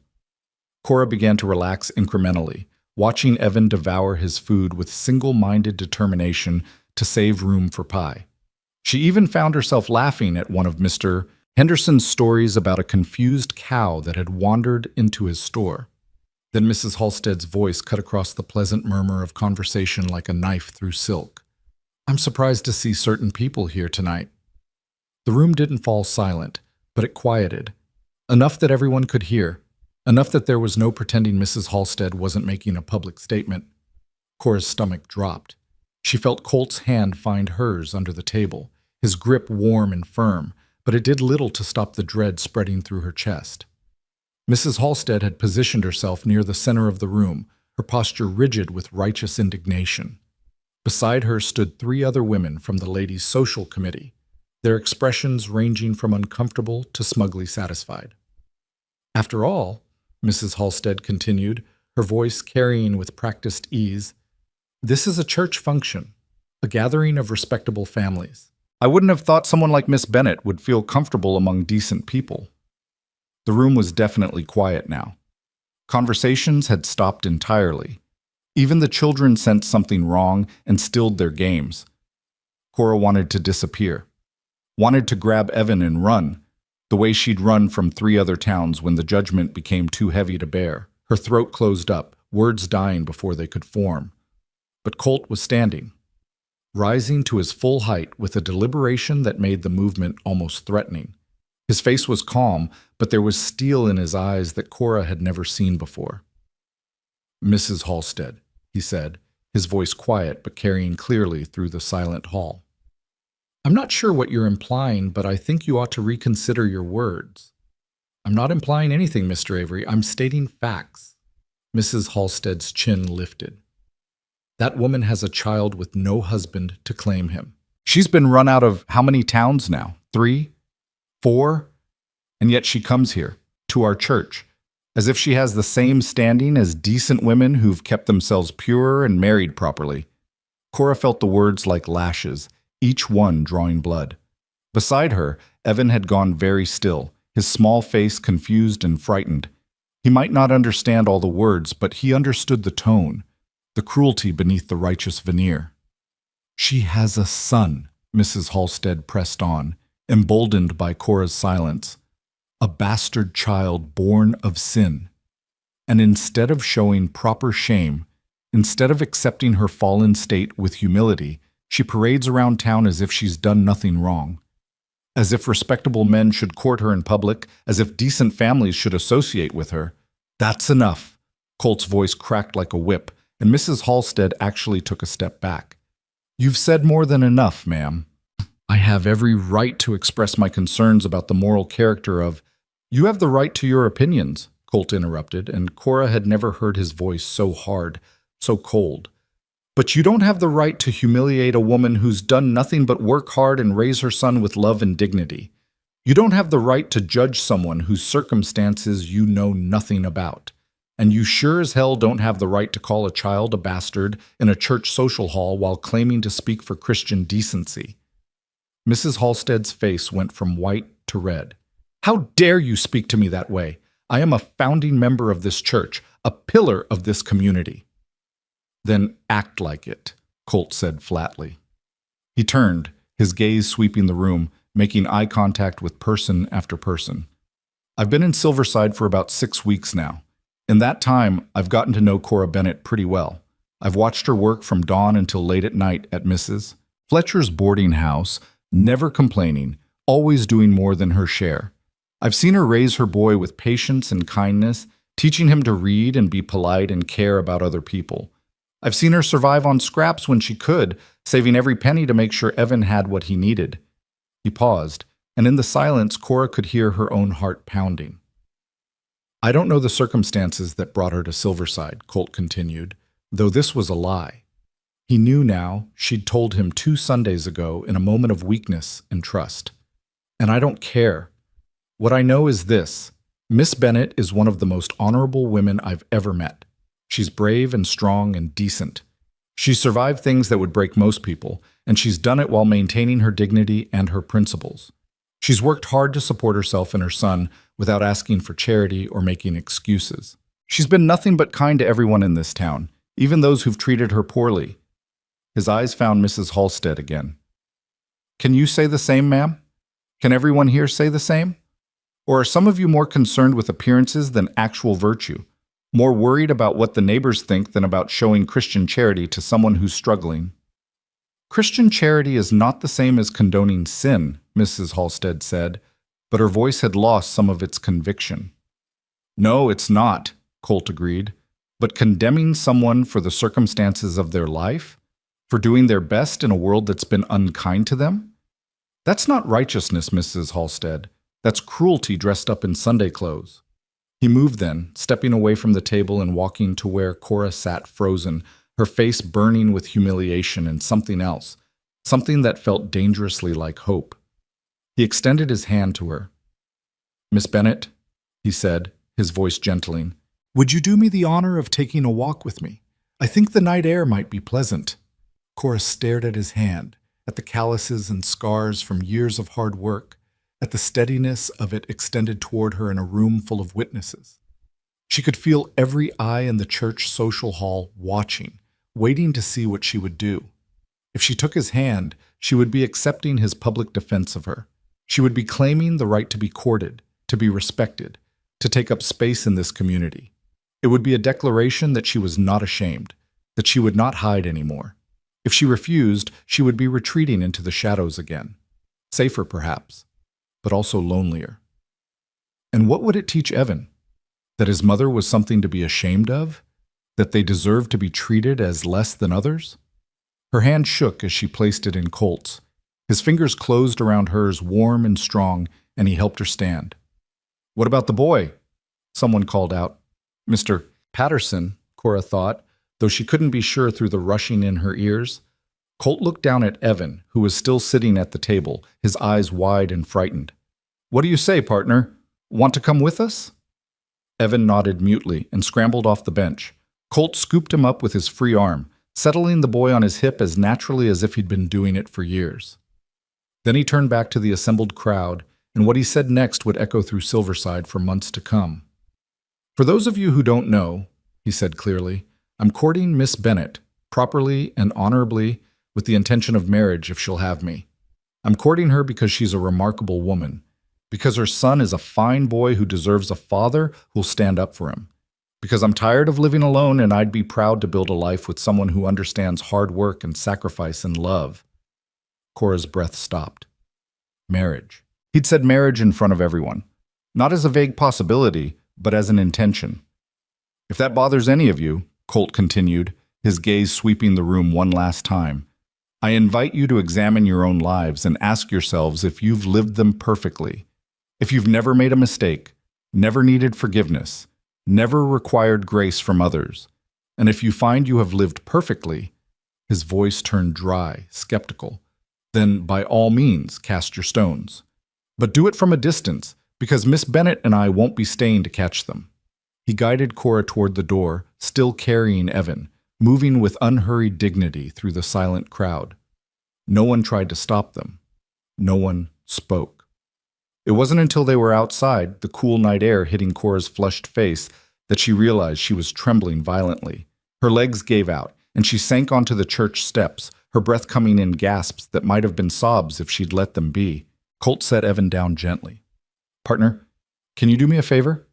Can you go pick some of those flowers over there? The yellow ones? I think your mama could use some cheering up." Evan nodded solemnly and trotted off toward the church garden, glancing back frequently to make sure his mother was all right. Colt sat beside Cora on the steps, not touching her, but close enough that she could feel his warmth. "I'm sorry," he said quietly. "I should have prepared you better. Should have known someone like Mrs. Halstead would pull something like that." Cora shook her head, still unable to speak past the tightness in her throat. "I meant what I said in there," Colt continued. "Every word of it. About courting you, about—" He took a breath. "About marriage, if you'll consider it. I know it's fast. I know you barely know me. But I've known since that first day at the festival that you were special, and these past weeks have only confirmed it. You said—" Cora's voice came out cracked and small. "You said marriage in front of everyone." "I did." "Why? Why would you do that? Now everyone will know. Now you're tied to me, to my reputation. They'll judge you too. They'll make your life harder. Your business might suffer. People might not want to deal with you." "Cora," he turned to face her fully, his hands coming up to frame her face with such gentleness it made her want to weep. "Do you really think I care about any of that? Do you really think I'd let small-minded gossips dictate who I love?" "Love?" The word came out as barely a whisper. "Yes, love. I love you. I love your strength and your courage. I love the way you put Evan first in everything. I love how hard you work, how you never complain even when things are difficult. I love the woman you are, Not some imaginary perfect version of you, but you, exactly as you are, with all your history and your fears and your scars. His thumbs brushed away tears Cora hadn't realized were falling. And I love Evan too. That boy deserves a father who'll be there for him, who'll teach him and protect him and show him what it means to be a good man. I want to be that father, if you'll let me. I'm not who you think I am, Cora choked out. I'm not strong or brave. I'm a coward who's been running for 2 years. I'm a fallen woman who made a stupid mistake when she was 17 and has been paying for it ever since. I'm damaged and scared and— You're human, Colt interrupted firmly. You're a human woman who got hurt by someone who should have protected you, who found herself alone and pregnant and did the brave thing by keeping her child when it would have been easier to give him up, who's worked herself to exhaustion to provide for that child, who's endured judgment and cruelty with dignity, who's never once stopped trying to build a better life for her son. His eyes bored into hers, intense and unwavering. That's not cowardice, Cora. That's the bravest thing I've ever seen. But everyone in there can go to hell for all I care, Colt said bluntly. Some of them will come around once they see we're serious. Some won't. That's their problem, not ours. Mrs. Fletcher supports us. The Hendersons seemed fine with it. Mr. and Mrs. Chen have always been kind. We'll find our people, and the rest can stay in their corners and judge. I'm not living my life according to Mrs. Halstead's rules. Cora stared at him, this man who'd walked into her life 6 weeks ago and somehow turned it upside down. He was offering her everything she'd thought she could never have: respect, partnership, a father for Evan, the possibility of belonging somewhere permanently. It was terrifying. It was too good to be true. It was exactly what she'd been too afraid to want. I don't know if I can do this, she whispered. I don't know if I'm brave enough. You are, Colt said with absolute certainty. And you don't have to do it alone. That's what I'm trying to tell you. You've been alone for too long. Let me stand beside you. Let me help carry the weight. Mama! Evan came running back with a fistful of flowers, black-eyed Susans and wild asters, their petals slightly crushed from his tight grip. I got you flowers. Are you sad? Cora pulled her son against her, burying her face in his hair. I'm not sad, baby. Mama's feeling a lot of things right now. Colt made those mean people stop talking, Evan said matter-of-factly. He was very brave, like a knight in one of our stories. Over Evan's head, Cora met Colt's eyes. She saw patience there, and determination, and something that looked very much like the love he'd claimed. She saw a man who was willing to face down a town's disapproval for her, who'd stood in front of everyone and declared his intentions without shame or hesitation. She thought about Mrs. Fletcher's words. You can't hide forever. She thought about what she wanted to teach Evan about facing adversity, about standing up for himself, about believing he deserved good things. She thought about dandelion wishes and Sunday afternoons and the way her heart had started to unfold like a flower towards sun whenever Colt was near. Dance with me, Colt said suddenly. Cora blinked. What? Dance with me. Right here. He stood and extended his hand again. I can hear the music from inside. Someone's playing the piano, and I promised myself that if you let me court you, I'd dance with you at the first opportunity. I'm not letting Mrs. Halstead steal that from us. It was absurd. They were standing on the church steps. Anyone could look out and see them. The whole town was inside, probably still talking about what had just happened. But Cora found herself taking his hand and letting him pull her to her feet. He wrapped one arm around her waist and took her other hand in his, and they began to sway to the faint strains of Lorena drifting through the church windows. Evan sat on the steps and watched them, kicking his feet and humming along with the music. This is crazy, Cora murmured, but she was smiling despite herself. Probably, Colt agreed. But I've found that the best things in life usually are a little crazy. They danced in the churchyard under the emerging stars, and Cora felt something shift inside her. Not a complete healing, wounds that deep took more than one moment of courage to mend, but a beginning, a crack in the wall she'd built around her heart, letting light seep through. When the song ended, Colt didn't immediately release her. Instead, he rested his forehead against hers, his breath warm on her face. You don't have to give me an answer tonight, he said softly. About marriage, about any of it. Just know that I'm here. I'm not going anywhere. However long it takes for you to trust that, I'll wait. You're a very patient man, Cora said, echoing his words from weeks ago. For you, I'd wait a lifetime. He pressed a kiss to her forehead, gentle and chaste, and somehow more intimate than anything she'd experienced. Come on, let's get you and Evan home. It's been a long night. They walked back to the boarding house in silence, Evan between them holding both their hands and swinging his arms. The boy chattered about the flowers he'd picked, about the music he'd heard, about how Colt had been just like a hero in a storybook. Mrs. Fletcher was waiting on the porch, still dressed in her Sunday best, her expression unreadable in the lamplight. Heard what happened at the social, she said without preamble. Heard you gave them an earful, Mr. Avery. Word travels fast, Colt observed. Always does in a small town.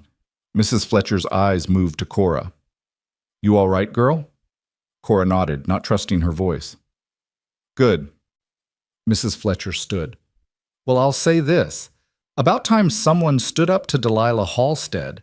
Woman's been terrorizing this town for 20 years with her moral superiority. You did everyone a favor, Mr. Avery, even if they're too scared to admit it.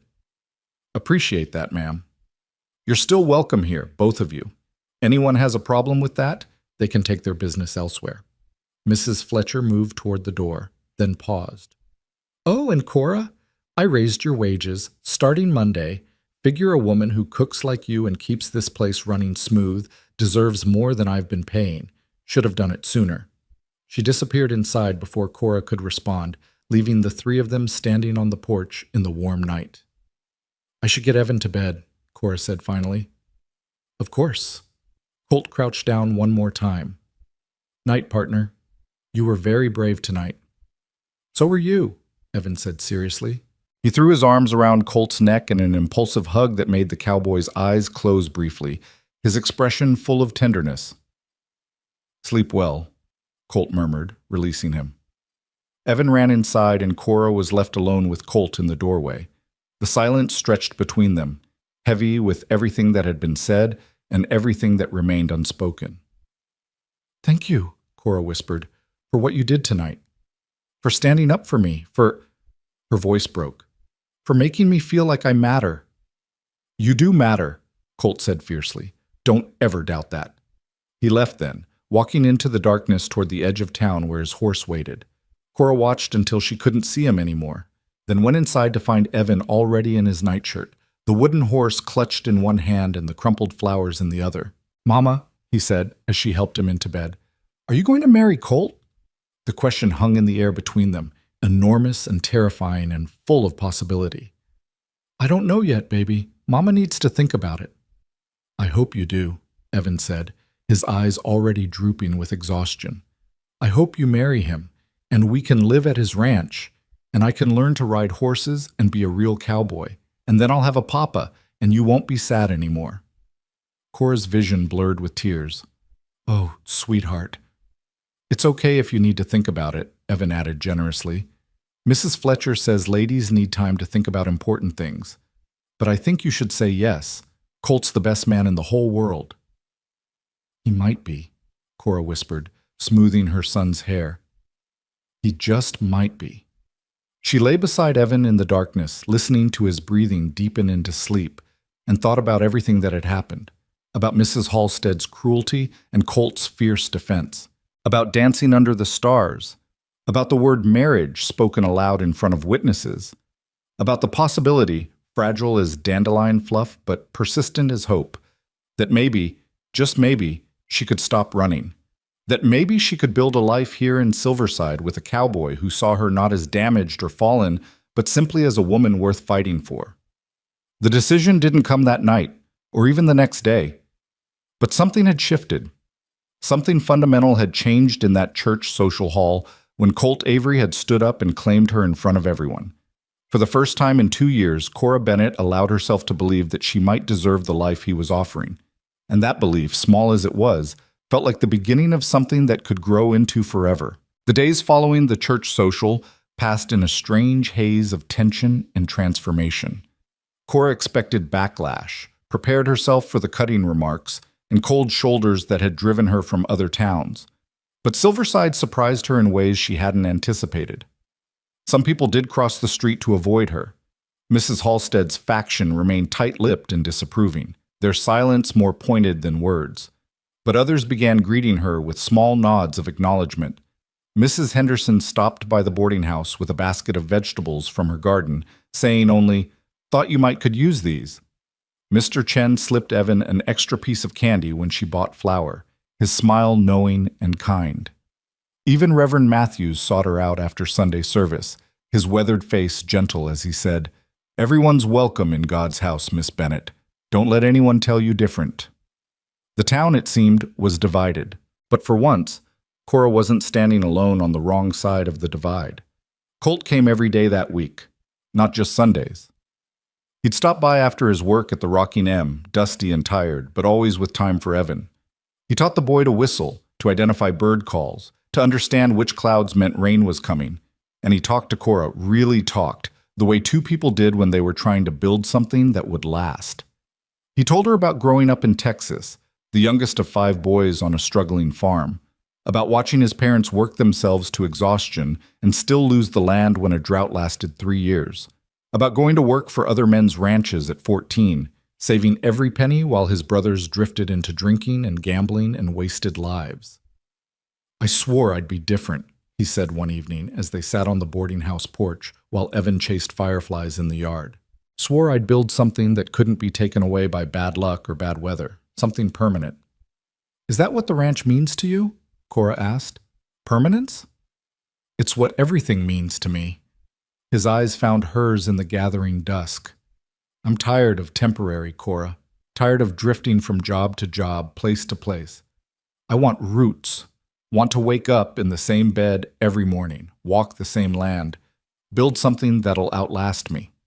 The weight of his words settled between them, heavy with implication. He was talking about the ranch, yes, but he was also talking about her, about them, about the family he wanted to build. "What if I can't give you that?" The fear escaped before she could contain it. "What if I'm too broken, too damaged by everything that's happened?" Colt reached across the space between their chairs and took her hand, his thumb tracing circles on her palm. "You're not broken. You're healing. There's a difference. How can you be so sure?" "Because I see you every day choosing courage over fear, working hard even when you're exhausted, being kind to Evan even when the world's been cruel to you. That's not broken, Cora. That's strong." She wanted to believe him, wanted to trust that she could be the woman he seemed to see when he looked at her. But doubt had roots that ran deep, nourished by years of shame and judgment. "I need to tell you something," she said abruptly. The words had been building in her for days, pressing against her chest like a physical weight. About Evan's father. About what really happened. "You don't have to—" "I do." She pulled her hand from his, needing the distance to get through what came next. "You said you'd marry me in front of the whole town. You defended me to Mrs. Halstead, but you're making promises based on assumptions. You deserve to know the truth before you decide if I'm really what you want." Colt settled back in his chair, his expression patient. "All right, I'm listening." Cora took a shaky breath and began. "His name was Robert Cunningham. I met him in Kansas City when I was 17, working as a seamstress in a dress shop. He was 24, from a wealthy family. His father owned a shipping company. He came into the shop to order a dress for his mother, and he—" She paused, remembering that first encounter with painful clarity. "He was charming, attentive. He made me feel special, like I was more than just a poor girl who sewed other women's pretty dresses." The memories flooded back, sharp and bitter. Robert's easy smile, the way he'd sought her out, returning to the shop again and again with transparent excuses. The flowers he'd sent. The walks they'd taken through the park, always careful to avoid anyone who might know his family. "He courted me for 3 months, Cora continued, her voice flat now, drained of emotion. "Said he loved me. Said we'd get married as soon as he convinced his father to approve the match. He knew his parents would object to him marrying beneath his station, so we had to keep it secret. I believed him. God help me. I believed every word." "Cora, let me finish, please." She gripped the arms of her chair, knuckles white. "He said we were as good as married in the eyes of God. That the ceremony was just a formality we'd handle later. And I wanted to believe I was loved, wanted to believe someone like him could choose someone like me. So when he said we should be together, that it was right because we were going to be married anyway, I agreed. The shame of it still burned, even after 5 years, the naivety, the desperate need to be wanted, the willingness to compromise every principle she'd been raised with because a handsome man said the right words. When I realized I was pregnant, I was scared but also excited. I thought Robert would be too. I imagined him marrying me quickly, our families coming together, everything working out. Her laugh was bitter. I was such a fool. You were 17 and in love, Colt said quietly. That's not foolish, that's human. He denied everything. Cora's voice cracked despite her efforts to stay composed. Said I was lying to trap him into marriage. Said if I really was pregnant, which he doubted, it wasn't his child. He gave me $50 and told me to take care of it. When I refused, when I said I was keeping the baby, he made sure everyone knew I was a loose woman trying to force him into marriage with false claims. His family had money and influence. My word meant nothing against his. She could still remember the humiliation of it, the way the other girls at the dress shop had whispered and pointed, the way Mrs. Gallagher, the shop owner, had fired her, saying she couldn't have that sort of reputation associated with her business. The way people she'd considered friends had suddenly become strangers, averting their eyes when she passed. I had some savings, enough for a room, and food for a few months.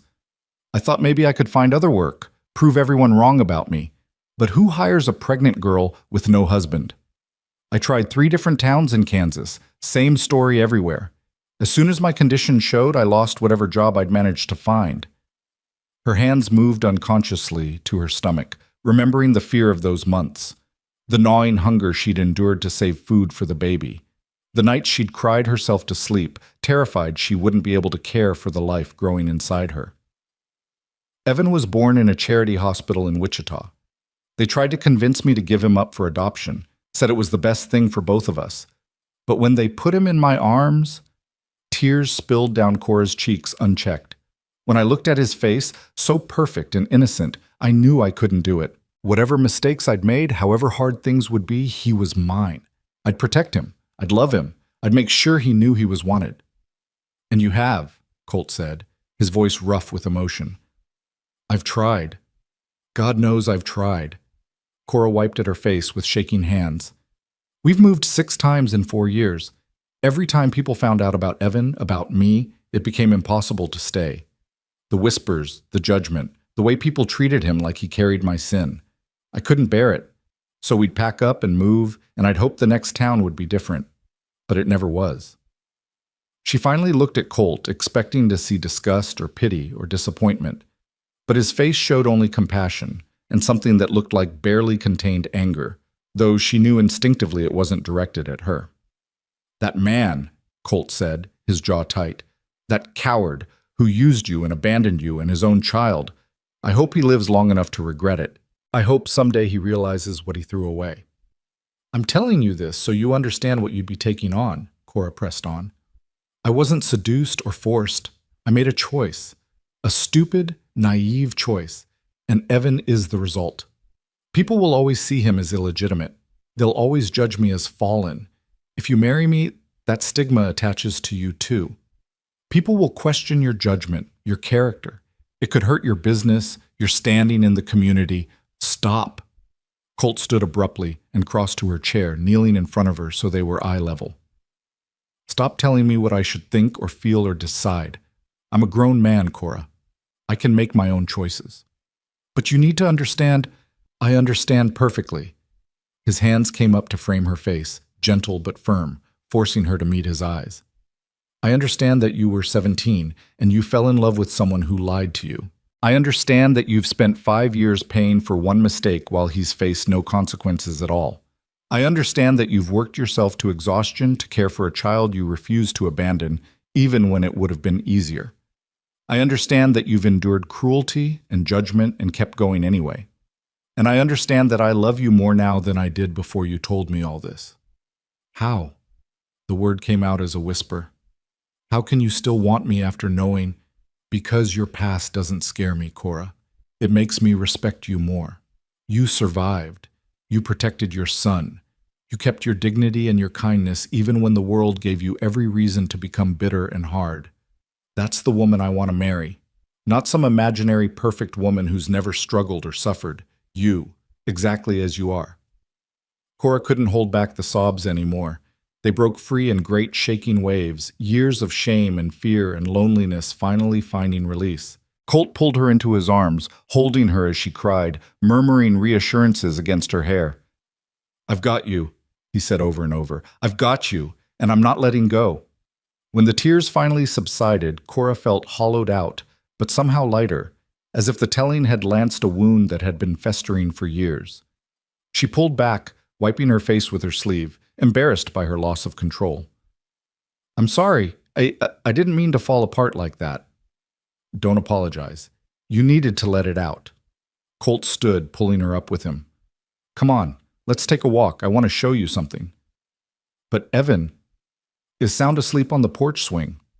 Colt nodded toward where Evan had curled up like a kitten, his wooden horse clutched in one hand. "Mrs. Fletcher's inside. She'll keep an ear out for him. He'll be fine for 20 minutes. Cora let Colt lead her down the porch steps and into the warm night. They walked in silence through the quiet streets of Silverside, past darkened houses and the occasional lamp burning in a window.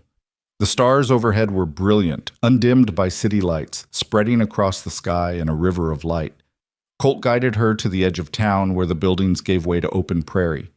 He stopped near a small rise that overlooked the valley, the creek, a silver thread in the moonlight, the mountains dark shapes against the horizon. "This is my land," he said, gesturing to the expanse before them. 320 acres. Most of it's grazing land, but there's good water from the creek, timber in those hills for building, and enough flat ground for a house and outbuildings. Cora looked out at the moonlit landscape, trying to see it through his eyes. "It's beautiful." "It will be. Right now it's just potential, but I've got plans." His voice carried excitement, the enthusiasm of a man describing his dreams. "Going to build a house on that rise over there. Good view, catches the breeze in summer. Barn here, corrals beyond that. Start with horses, maybe add some cattle later. Build it slow, but build it right, so it lasts." He turned to face her fully, his expression serious in the starlight. "I started building the cabin 2 weeks ago. Been working on it every spare moment I have. It's not much yet, just the frame and part of the walls. But it'll be a good house when it's done. 2 bedrooms, a real kitchen, a front porch where a person could sit and watch the sunset. Room for a family."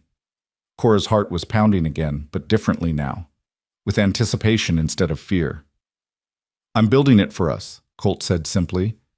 "For you and me and Evan. I'm building it because I can't imagine a future that doesn't have you in it. Because when I think about sitting on that porch watching the sunset, you're there beside me. When I think about raising horses and working this land, I see Evan helping me, growing up learning ranching and riding. When I think about what home means, what family means, I see you." He reached into his pocket and pulled out something small, holding it up in the moonlight. A ring, simple gold, worn smooth with age. "This was my grandmother's ring," he said. "Only thing of value my mother had left to give me when I left home. She said to save it for someone special, someone who understood that real worth wasn't about money or station, but about character and heart." He took Cora's hand, holding it gently. "Marry me, Cora. Not because you need someone to take care of you. You've proven you can take care of yourself. Not because Evan needs a father, though he does, and I'd be honored to be that for him. Marry me because I love you, because I want to build a life with you. Because when I imagine my future, you're in every single moment of it." Cora stared at the ring, at Colt's earnest face, at the land spread out before them, full of possibility. Every rational part of her brain screamed warnings. It was too fast. She barely knew him. He was offering her everything she'd ever wanted, which meant it was probably too good to be true. But there was another voice, too, quieter but persistent. The voice that remembered being brave once, before the world had taught her to be cautious. The voice that wanted to believe in second chances and fresh starts and cowboys who kept their promises. "I'm afraid," she whispered. "I'm so afraid of getting hurt again, of letting Evan get hurt." "I know," Colt said. "I can't promise you'll never be hurt. Life doesn't work that way. But I can promise I'll never deliberately hurt you. I can promise I'll work every day to be worthy of your trust. I can promise that when things get hard, and they will get hard. I won't run. I'll stay and we'll work through it together. What if I'm not a good ranch wife? What if I don't know how to do the things I'm supposed to do? Then we'll figure it out together. I don't need perfect, Cora. I just need you, your willingness to try, your heart. He paused. Tell me what you're thinking. Really thinking. Cora took a shaky breath, trying to organize the chaos of emotion swirling through her. I'm thinking that 6 weeks ago, I was alone and scared and convinced I'd spend the rest of my life moving from town to town, never belonging anywhere. I'm thinking that you walked into my life and made me feel things I thought I'd never feel again. Hope and happiness and the possibility of a real future. I'm thinking that Evan lights up whenever you're around in a way that breaks my heart because it reminds me how much he's been missing. She looked down at their joined hands, at the ring glinting in the moonlight. I'm thinking that I want to say yes so badly it terrifies me, because wanting something this much means it can destroy me if I lose it. You won't lose it, Colt said firmly. You won't lose me. I'm not Robert Cunningham. I'm not any of those men who made promises and broke them. When I say forever, I mean it. How can you be so sure? It was the question that haunted her, the doubt that kept her from fully surrendering to the possibility of happiness. Because I've spent my whole life working toward permanence, because I don't make decisions lightly, because when I commit to something, whether it's buying this land or courting you or raising Evan, I see it through. He squeezed her hand gently. And because I've never felt about anyone the way I feel about you. Never wanted anyone's happiness more than my own. Never been willing to stand in front of a hostile crowd and declare my intentions. Never imagined building a house and thinking about who'd cook in the kitchen or what color curtains would hang in the windows. You've changed everything for me, Cora. Made me realize that a ranch without a family to share it is just land and buildings. It's not a home. Cora felt the last of her resistance crumbling, the walls around her heart finally giving way under the steady pressure of Colt's devotion. She thought about Evan asking if Colt could be his papa, about Mrs. Fletcher saying it was all right to let people be kind to you, about dancing under the stars while a town full of judgmental people watched through windows. She thought about what it would mean to say yes, to commit to this man, this life, this future full of uncertainty and possibility, to stop running and start building, to choose courage over fear. Evan asked me if you were going to be his papa, she said quietly. The night of the church social. He said he hoped I'd say yes because you're the best man in the whole world. Colt's eyes shone suspiciously bright. That boy's got good judgment. He does. Mom, Cora smiled through fresh tears. He sees in you what I've been too scared to fully trust. Goodness, steadiness, safety. The kind of love that doesn't run when things get difficult. Is that a yes? Colt's voice was hopeful, almost boyish in its anticipation. It's a yes, Cora whispered, and then louder, stronger. Yes. Yes, I'll marry you. Yes, I'll build a life with you on this beautiful land. Yes, I'll let Evan have the father he deserves. Yes to all of it, to everything you're offering, to the future we can make together. Colt let out a whoop of joy that probably woke half the town and swept her into his arms, spinning her around until she was laughing and dizzy. When he set her down, he slipped his grandmother's ring onto her finger. It fit perfectly, as if it had been waiting all along for her hand. You've made me the happiest man in Montana Territory, he said, and then he kissed her. Not the chaste kiss on the forehead from before, but a real kiss, full of promise and passion and reverence. Cora kissed him back, pouring into it all the hope and fear and desperate longing she'd been holding inside. When they finally broke apart, both breathing hard, Colt rested his forehead against hers. When? He asked. How soon can we make this official? I don't know. There's so much to think about, to plan. 2 weeks, Colt said decisively. I'll have the cabin finished enough to move into. We can have the ceremony at the church. Show everyone we're not ashamed, that we belong here just as much as anyone. Mrs. Fletcher can help you with a dress if you want. We'll keep it simple but proper. What do you say? 2 weeks. It was impossibly soon and yet felt like an eternity. Cora wanted to be his wife now, immediately, before fear could reclaim its hold on her heart. 2 weeks, she agreed. But Colt, about the ceremony, people like Mrs. Halstead will make trouble. They'll say terrible things, Maybe even try to stop it. Let them try, Colt said, his voice carrying that steel she'd heard at the church social. We'll invite the whole town. Everyone who wants to come can come, and everyone who objects can stay home. We're not hiding anymore, Cora. We're not pretending we don't deserve happiness. We're getting married in the light of day, in front of God and everyone, and claiming our right to build a life together. The fierce certainty in his voice steadied something in Cora. He was right. She was done hiding, done letting other people's judgment dictate her choices. She'd made mistakes, yes, but she'd also survived them, raised a good son, worked hard to build a decent life. She deserved this chance at happiness. They walked back to town hand in hand, talking in excited whispers about practical matters, where they'd live until the cabin was finished, how to tell Evan, what needed to be done in the next 2 weeks, whether Cora would continue working at the boarding house or focus on setting up their home. Whatever you want, Colt kept saying. This is our life we're building, not just mine. Your voice matters just as much. When they reached the boarding house, they found Mrs. Fletcher on the porch with a sleeping Evan still curled on the swing. About time you two got back, the older woman said, but she was smiling. I was beginning to think I'd have to carry this boy to bed myself. We have news, Cora said, unable to keep the joy from her voice. She held up her left hand, the ring catching the porch lamplight. Mrs. Fletcher's smile widened. Well, it's about damn time. When's the wedding? 2 weeks, Colt said. And ma'am, I was hoping you might stand up with Cora, as her witness. She'll need someone in her corner, and I can't think of anyone better. Mrs. Fletcher's expression softened in a way Cora had never seen. I'd be honored, Mr. Avery, truly honored. She looked at Cora. You deserve this, girl. Don't let anyone tell you different. Thank you, Cora whispered, for everything, for giving me work when I needed it, for defending me, for being kind when the world wasn't. That's what decent people do, Mrs. Fletcher said gruffly. Now get that boy to bed, and you, Mr. Avery, go home and get some sleep. You've got a cabin to finish and a wedding to prepare for.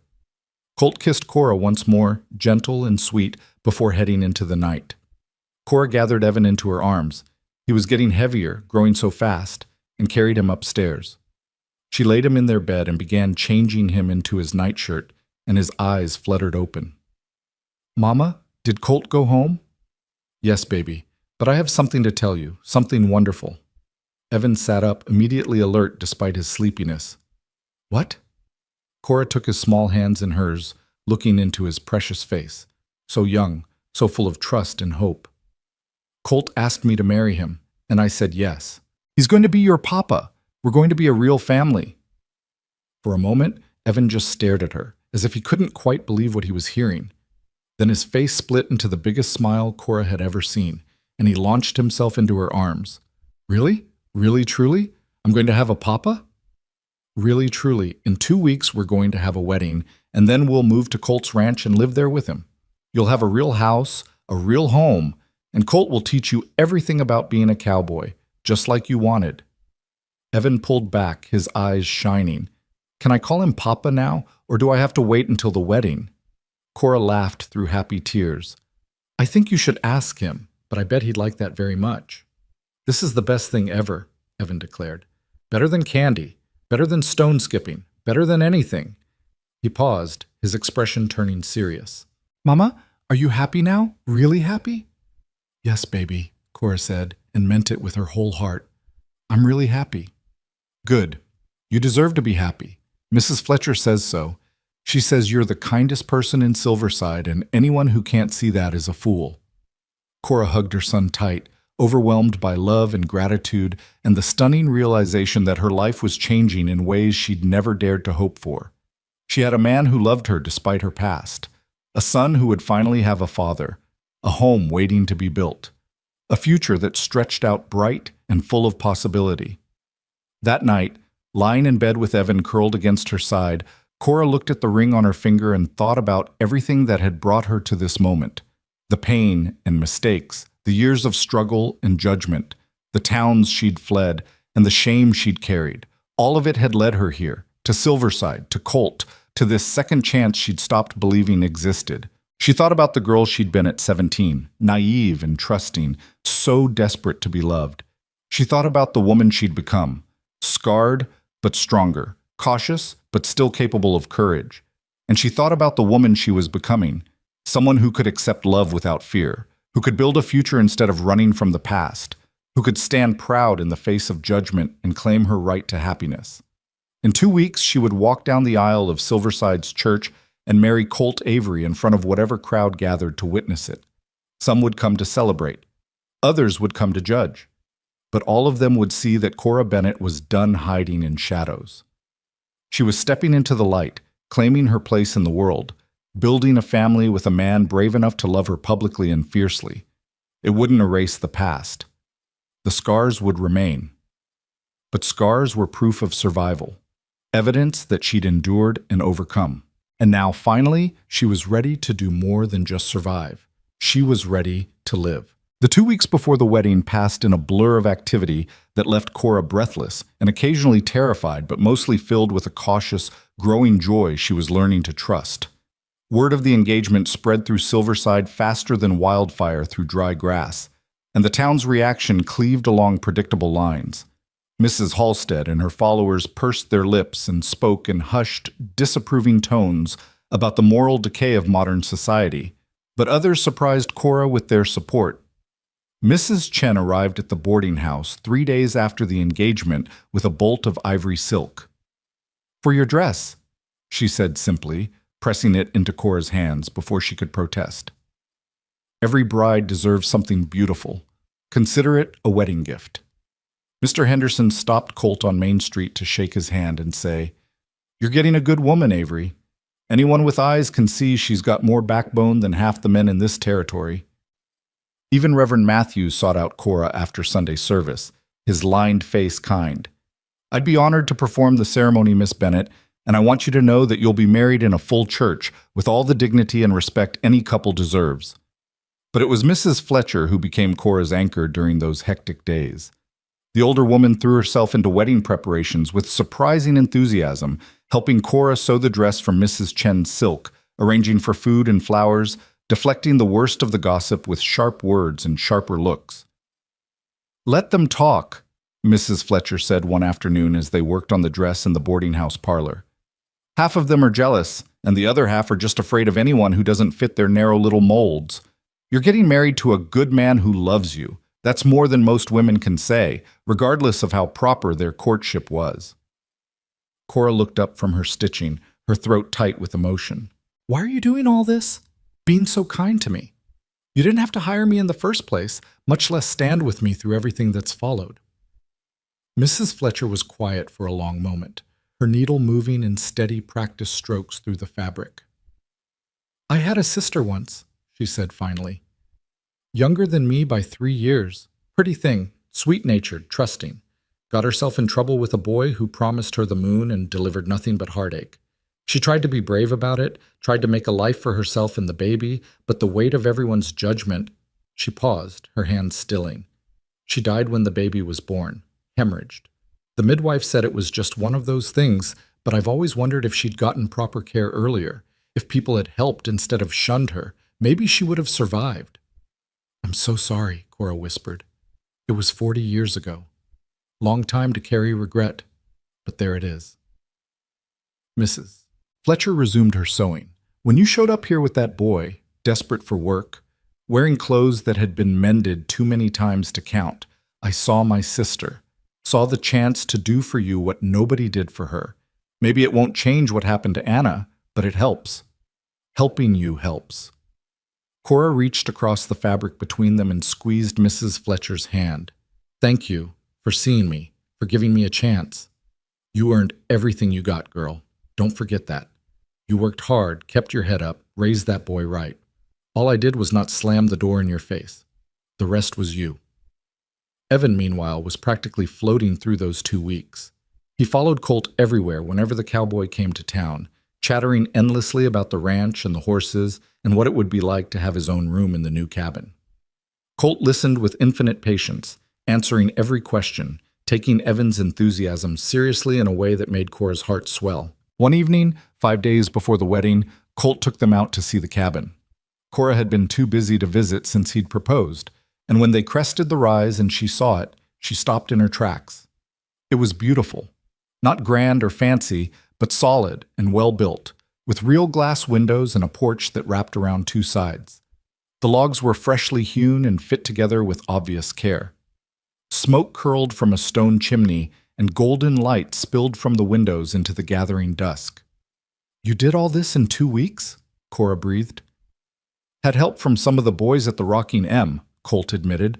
"They came out on their days off. Word got around about the wedding, and apparently there are more people rooting for us than I realized." He helped her down from the wagon, his hand steadying her. "Come see the inside."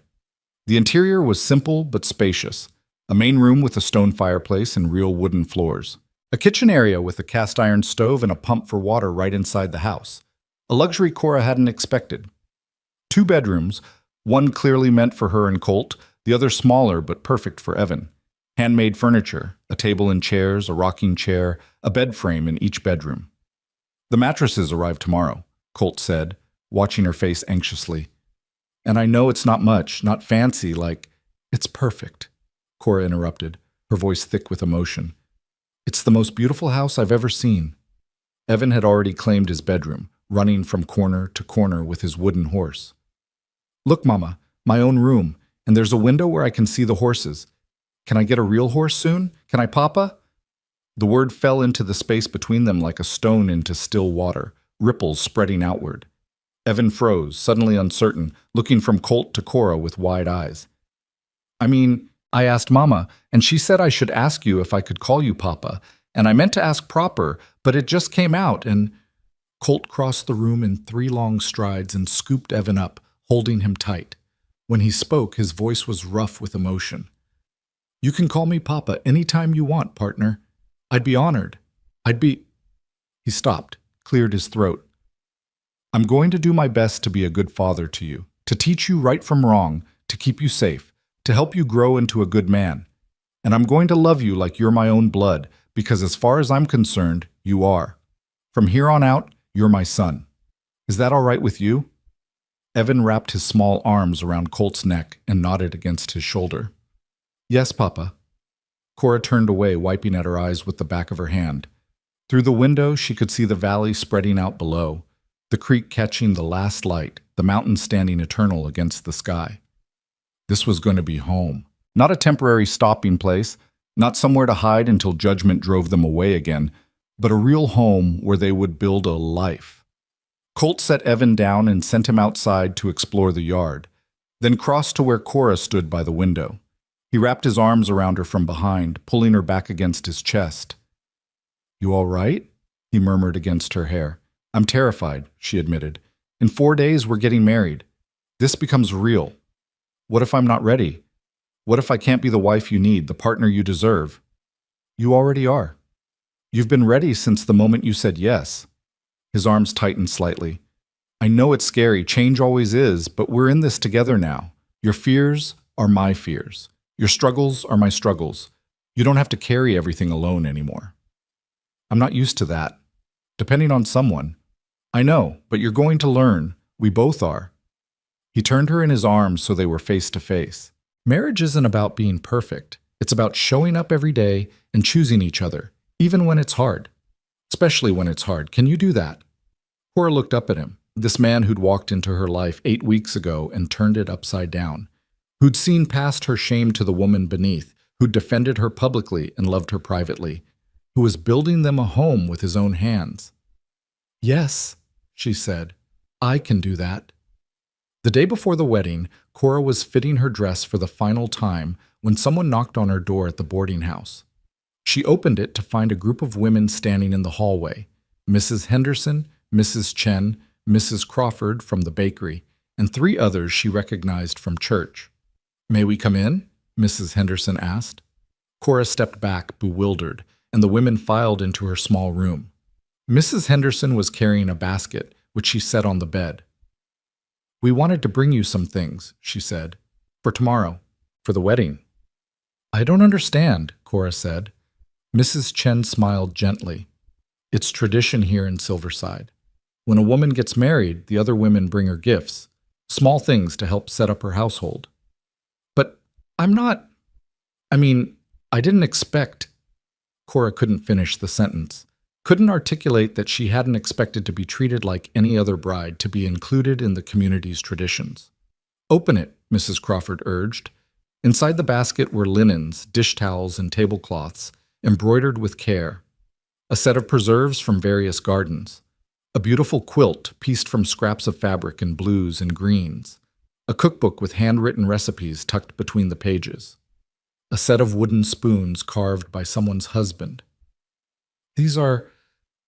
You didn't have to..." Cora's voice broke. "We wanted to," Mrs. Henderson said firmly. "You're one of us now. Or you will be tomorrow, officially. And we take care of our own."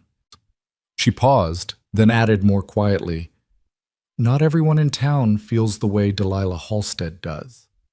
Some of us have been where you are, in one way or another. Maybe not the exact same circumstances, but we've all faced judgment, all struggled, all needed grace. It's about time someone extended it to you." Mrs. Chen touched Cora's arm gently. "Every woman deserves to start her marriage with hope and support. Whatever happened in your past, whatever brought you here, that's behind you now. Tomorrow you begin again, fresh, clean, surrounded by people who wish you well." Cora couldn't speak past the lump in her throat, so she just nodded and tried to blink back tears. The women stayed for an hour, offering advice about marriage and housekeeping, sharing stories about their own wedding days, treating Cora exactly as they would any other bride.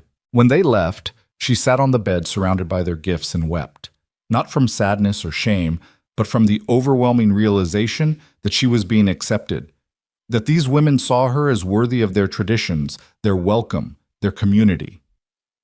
Mrs. Fletcher found her there an hour later, red-eyed and surrounded by linens. "Good crying or bad crying?" the older woman asked. "Good," Cora managed. "Definitely good." "Then get some sleep. You've got a wedding tomorrow, and you need to look your best. Show everyone what Colt Avery's getting, a beautiful, strong woman who deserves every bit of happiness coming her way." The morning of the wedding dawned clear and bright, the kind of September day that seemed designed for new beginnings. Cora woke before dawn, her stomach a knot of nerves and anticipation. Beside her, Evan still slept, his face peaceful in the early light. Today she would marry Colt.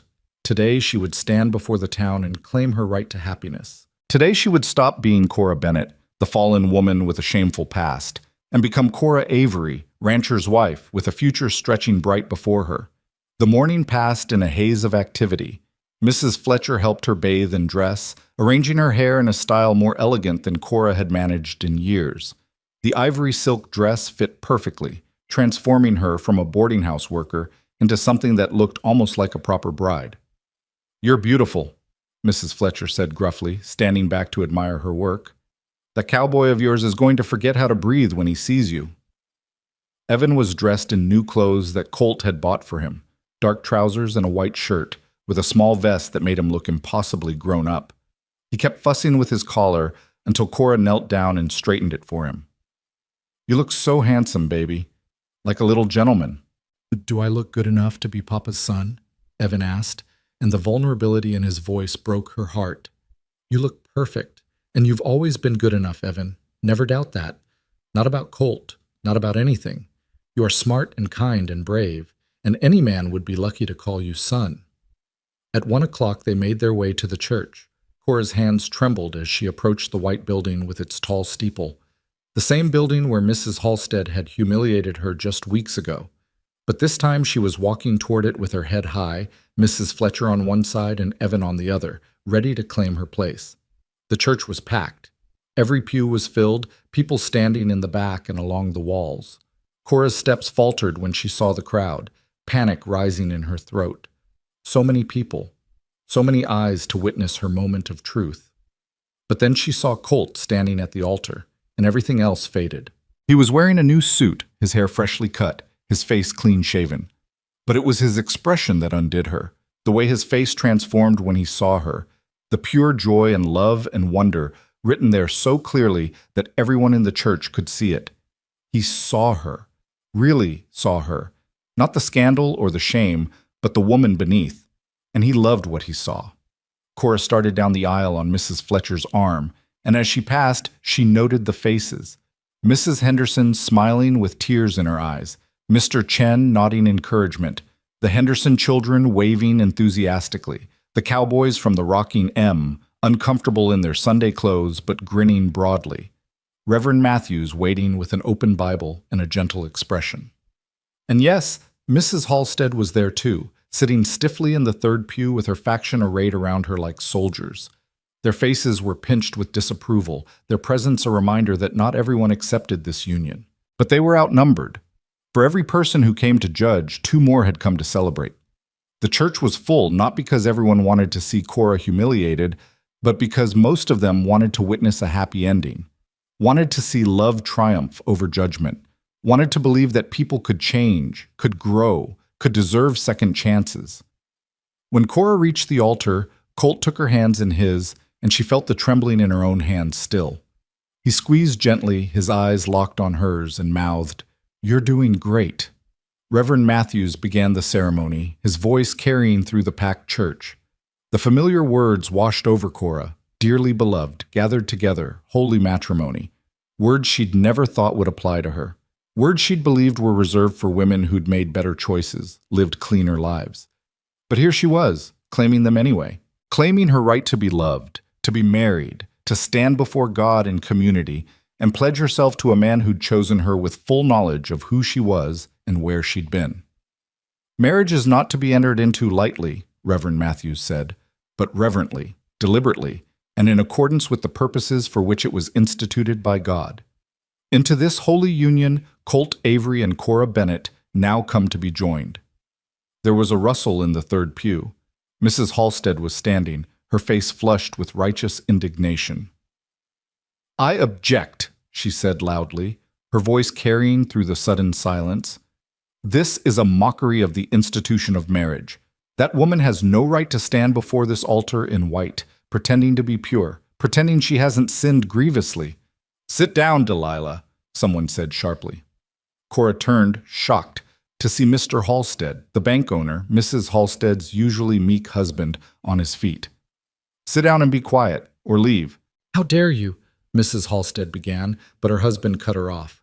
"I dare because I'm tired of your judgment, tired of your cruelty dressed up as righteousness, tired of watching you drive good people out of our town because they don't meet your impossible standards." He looked around the church, his face weary but determined. "My wife seems to have forgotten that we all fall short, that we all need grace, that casting stones is a dangerous business for people who live in glass houses." "Are you implying?" Mrs. Halstead's voice was shrill now. "I'm stating facts. You want to talk about sin and shame? Fine. Let's talk about how your first child was born 7 months after our wedding. Let's talk about the money you stole from the church fund 20 years ago that I had to quietly replace. Let's talk about all the ways we're human and flawed and in need of forgiveness." He turned to Cora, and his expression softened. "Miss Bennett, I apologize for my wife's behavior. You have every right to be here, to be married, to be happy. Anyone who says different can answer to me." He sat down, pulling a sputtering Mrs. Halstead with him. The church was utterly silent for a long moment, and then someone started clapping. Mrs. Chen, Cora realized. Then Mrs. Henderson joined in, then the cowboys from the rocking M. Within seconds, half the church was applauding, and Mrs. Halstead's face had gone from red to white. Reverend Matthews cleared his throat, fighting back a smile. "If there are no further objections," he said with pointed emphasis, "we'll continue." The rest of the ceremony passed in a blur. Cora heard herself making vows to love and honor, to cherish, in sickness and health, for richer or poorer. Heard Colt making the same promises, his voice steady and sure. Felt him slide his grandmother's ring more firmly onto her finger, sealing their commitment. "You may kiss your bride," Reverend Matthews said, and Colt cupped her face in his hands and kissed her tenderly, thoroughly, in front of God and everyone, claiming her as his in a way that left no room for doubt. When they turned to face the congregation as husband and wife, the applause was thunderous. People were standing, cheering, some wiping away tears. Even Evan was clapping enthusiastically from where he stood beside Mrs. Fletcher in the front pew. They walked back down the aisle together, past the people who'd come to celebrate, and the few who'd come to judge. Mrs. Halstead wouldn't meet Cora's eyes, but her husband nodded respectfully as they passed. At the church doors, the crowd surged forward with congratulations and well wishes, and Cora found herself pulled into hugs by women she barely knew, shaking hands with men who called her Mrs. Avery with genuine respect. The reception was held in the church hall, tables laden with food brought by half the town. There was music and dancing, laughter and conversation. Colt never left Cora's side, his hand always finding hers, his eyes constantly seeking her face as if he couldn't quite believe she was his. "Happy?"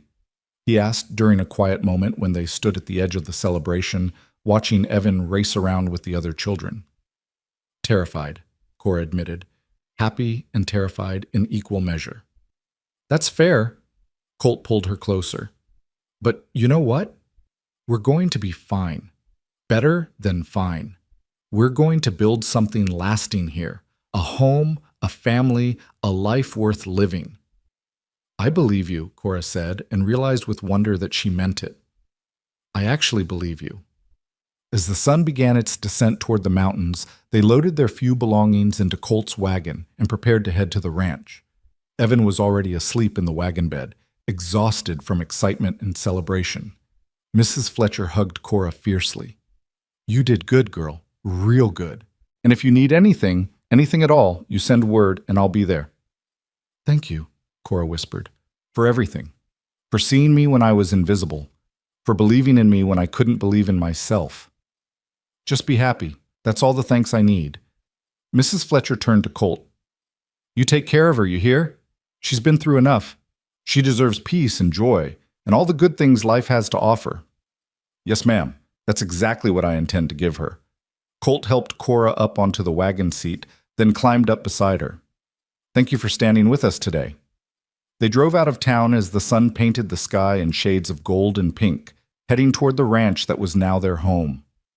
Cora watched Silverside recede behind them, this town that had witnessed her humiliation and her triumph, her fear and her courage. She was leaving behind the boarding house room where she'd spent so many nights worrying about the future.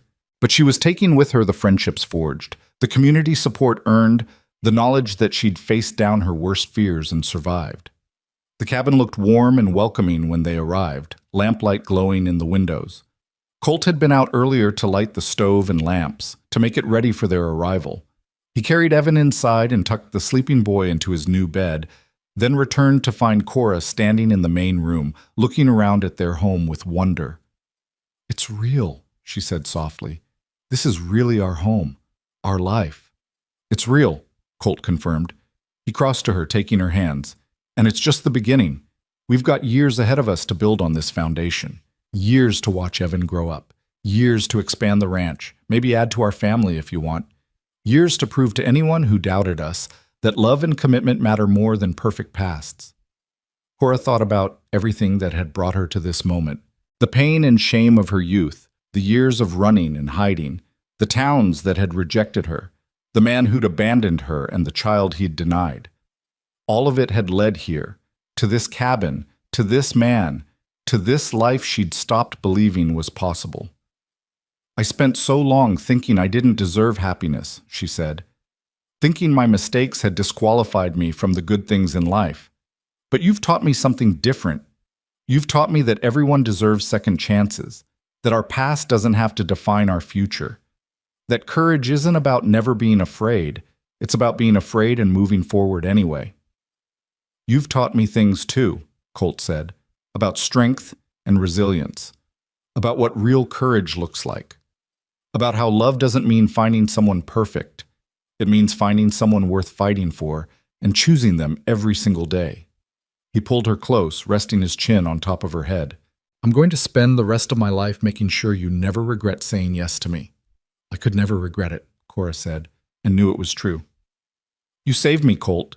You and this town, this community that decided to see past my mistakes. You saved me from a life of running and hiding. You gave me back my dignity." "No," Colt said firmly. "You saved yourself. You did the hard work of surviving, of raising Evan, of never giving up even when things seemed hopeless. All I did was see what was already there and have the good sense to hold on tight." They stood together in their new home, wrapped in each other's arms, listening to the sounds of their son sleeping peacefully in the next room. Outside, the Montana night spread vast and full of stars, the same stars that had witnessed Cora's journey from shame to redemption, from isolation to belonging. The years that followed proved Colt's promises true. The ranch grew and prospered. Evan thrived, growing from a cautious 4-year-old into a confident boy who could rope and ride and help his father with the horses. 2 years after the wedding, Cora gave birth to a daughter they named Sarah, and 3 years after that, a son they called James. The cabin was expanded to accommodate their growing family, rooms added with the same care and craftsmanship Colt had shown in building the original structure. Silverside changed too. Mrs. Halstead grew quieter after her husband's public rebellion, her influence waning as the town evolved. New families moved in, drawn by the railroad that finally came through. The community grew more tolerant, more diverse, more willing to judge people by their character rather than their circumstances. Cora became known not as the fallen woman who'd been redeemed, but simply as Mrs. Avery, Colt's capable wife, the mother who raised good children, the neighbor who showed up when someone needed help. She worked alongside her husband building their ranch into one of the most successful operations in the valley. She taught her children to read and be kind and stand up for people who couldn't stand up for themselves. She became, over time, exactly what Colt had always seen in her, a woman of strength and dignity and quiet courage. Evan grew into a fine young man who worked the ranch beside his father and never once doubted that Colt was his papa in every way that mattered. When he was 16, Colt legally adopted him, and Evan took the Avery name with pride. He never knew his biological father's identity. Cora decided that Robert Cunningham had forfeited any right to claim her son, and he never asked. The man who'd taught him to skip stones and tie knots and be honest and hardworking was the only father he needed or wanted. 10 years after the wedding, Cora stood on the porch of their expanded cabin, watching the sun set over the valley. Sarah and James were playing in the yard, their laughter carrying on the evening breeze. Evan was in the barn helping Colt with the horses. The land around them was dotted with cattle and horses, fences and outbuildings, the physical evidence of years of hard work and shared dreams. Mrs. Fletcher had passed the previous winter, peacefully in her sleep at 78. She'd lived long enough to see Cora happy and settled, to hold baby Sarah and James, to know that her kindness had borne lasting fruit. At her funeral, half the town had turned out, and Cora had stood beside the grave remembering the woman who'd given her a chance when no one else would, who'd taught her that accepting help wasn't weakness, and that found family could be just as strong as blood ties. Thinking about Mrs. Fletcher, Colt's voice came from behind her, and Cora turned to find her husband watching her with those same warm eyes that had seen past her shame all those years ago. "How did you know?" "You get this look when you're remembering her, sad and grateful at the same time." He joined her at the porch railing, his shoulder touching hers.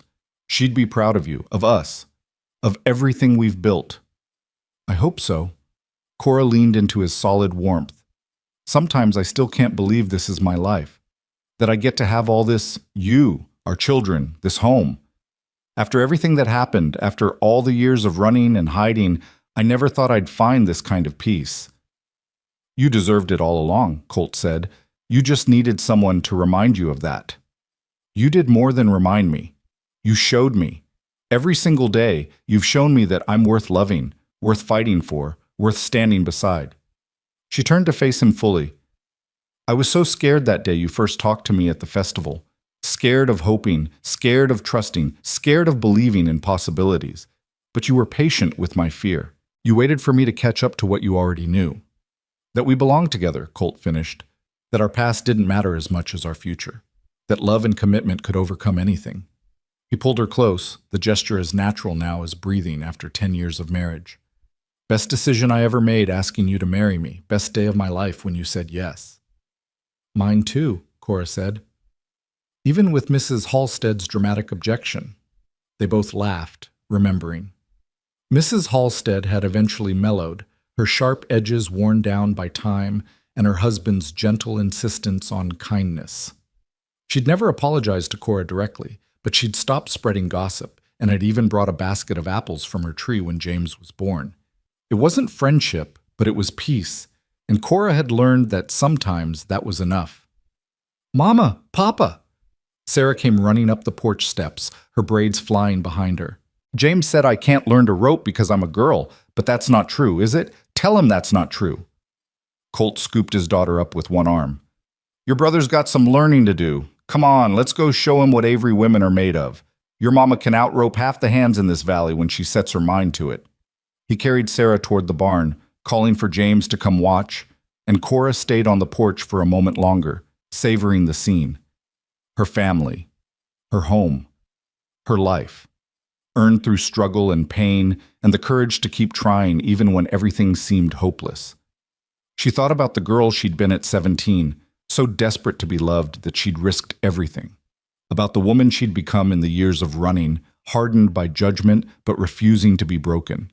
About the moment in that church social when Colt had stood up and declared her worth defending. About the wedding where she'd claimed her right to happiness in front of everyone who'd ever doubted her. All of it, every painful moment, every humiliation, every fear, had led her here, had shaped her into a woman strong enough to accept love when it was offered, brave enough to build a life without apology, wise enough to know that her worth had never been determined by other people's opinions. Evan emerged from the barn, tall and strong at 14, and saw her standing alone on the porch. "You all right, Ma?" he called. "I'm perfect, sweetheart. Just enjoying the evening." He grinned and disappeared back inside, and Cora smiled. He never called her Ma anymore except in moments of affection, preferring the more grown-up mom. But she treasured those glimpses of the little boy he'd been, the child who'd clung to her through years of uncertainty and had blossomed into this confident young man under Colt's guidance. The sun touched the mountains, painting the sky in shades of amber and rose. Somewhere in the barn, her family was laughing together, teaching Sarah the skills that would let her hold her own in this frontier territory. In the house behind her, the table was set for dinner. The beds were made. The home they'd built together waited warm and welcoming. Cora Bennett Avery stood on her porch and felt gratitude wash over her so powerfully it brought tears to her eyes. Not the bitter tears of shame she'd shed so many times before, but tears of joy and wonder at how far she'd come, at the life she'd built from the ashes of her mistakes, at the love that had saved her not by erasing her past, but by showing her that her past didn't have to define her future. She was no longer the woman who'd stayed in the shadows, terrified of judgment. She was no longer the girl who'd believed she deserved nothing but shame and exile. She was Cora Avery, beloved wife, devoted mother, partner in building a legacy that would outlast them both. She was the woman who'd faced down a town's cruelty and claimed her place anyway, who'd chosen courage over fear, who'd believed finally that she was worth the fight. And as the stars began to emerge in the darkening sky, the same stars that had witnessed her transformation from outcast to beloved, Cora whispered a prayer of thanks to whatever force in the universe had guided her to Silverside, to Colt, to this life she'd stopped daring to dream of. She'd thought no one would marry her with a child, thought she'd spend her life running from judgment and shame. But a cowboy with honest eyes and a patient heart had asked her in front of them all, had claimed her publicly and proudly, and had shown her that second chances weren't just possible, they were precious. And in doing so, he'd given her the greatest gift of all, the knowledge that she'd always deserved to be loved, exactly as she was. The evening breeze carried the sound of her family's laughter from the barn, and Cora smiled through her tears. She'd survived the shame, she'd endured the judgment, she'd fought for her son and herself with every ounce of courage she possessed. And in the end, love had won. Not the false promises of her youth, but real love, steady and true and strong enough to weather any storm. The kind of love that saw past mistakes to the person beneath. The kind of love that chose commitment over convenience. The kind of love that built homes and raised children and created legacies that would echo through generations. The woman who'd stayed in the shadows now stood in the light, surrounded by everything she'd fought for and more than she'd ever dared to hope for. And it was enough. More than enough. It was everything.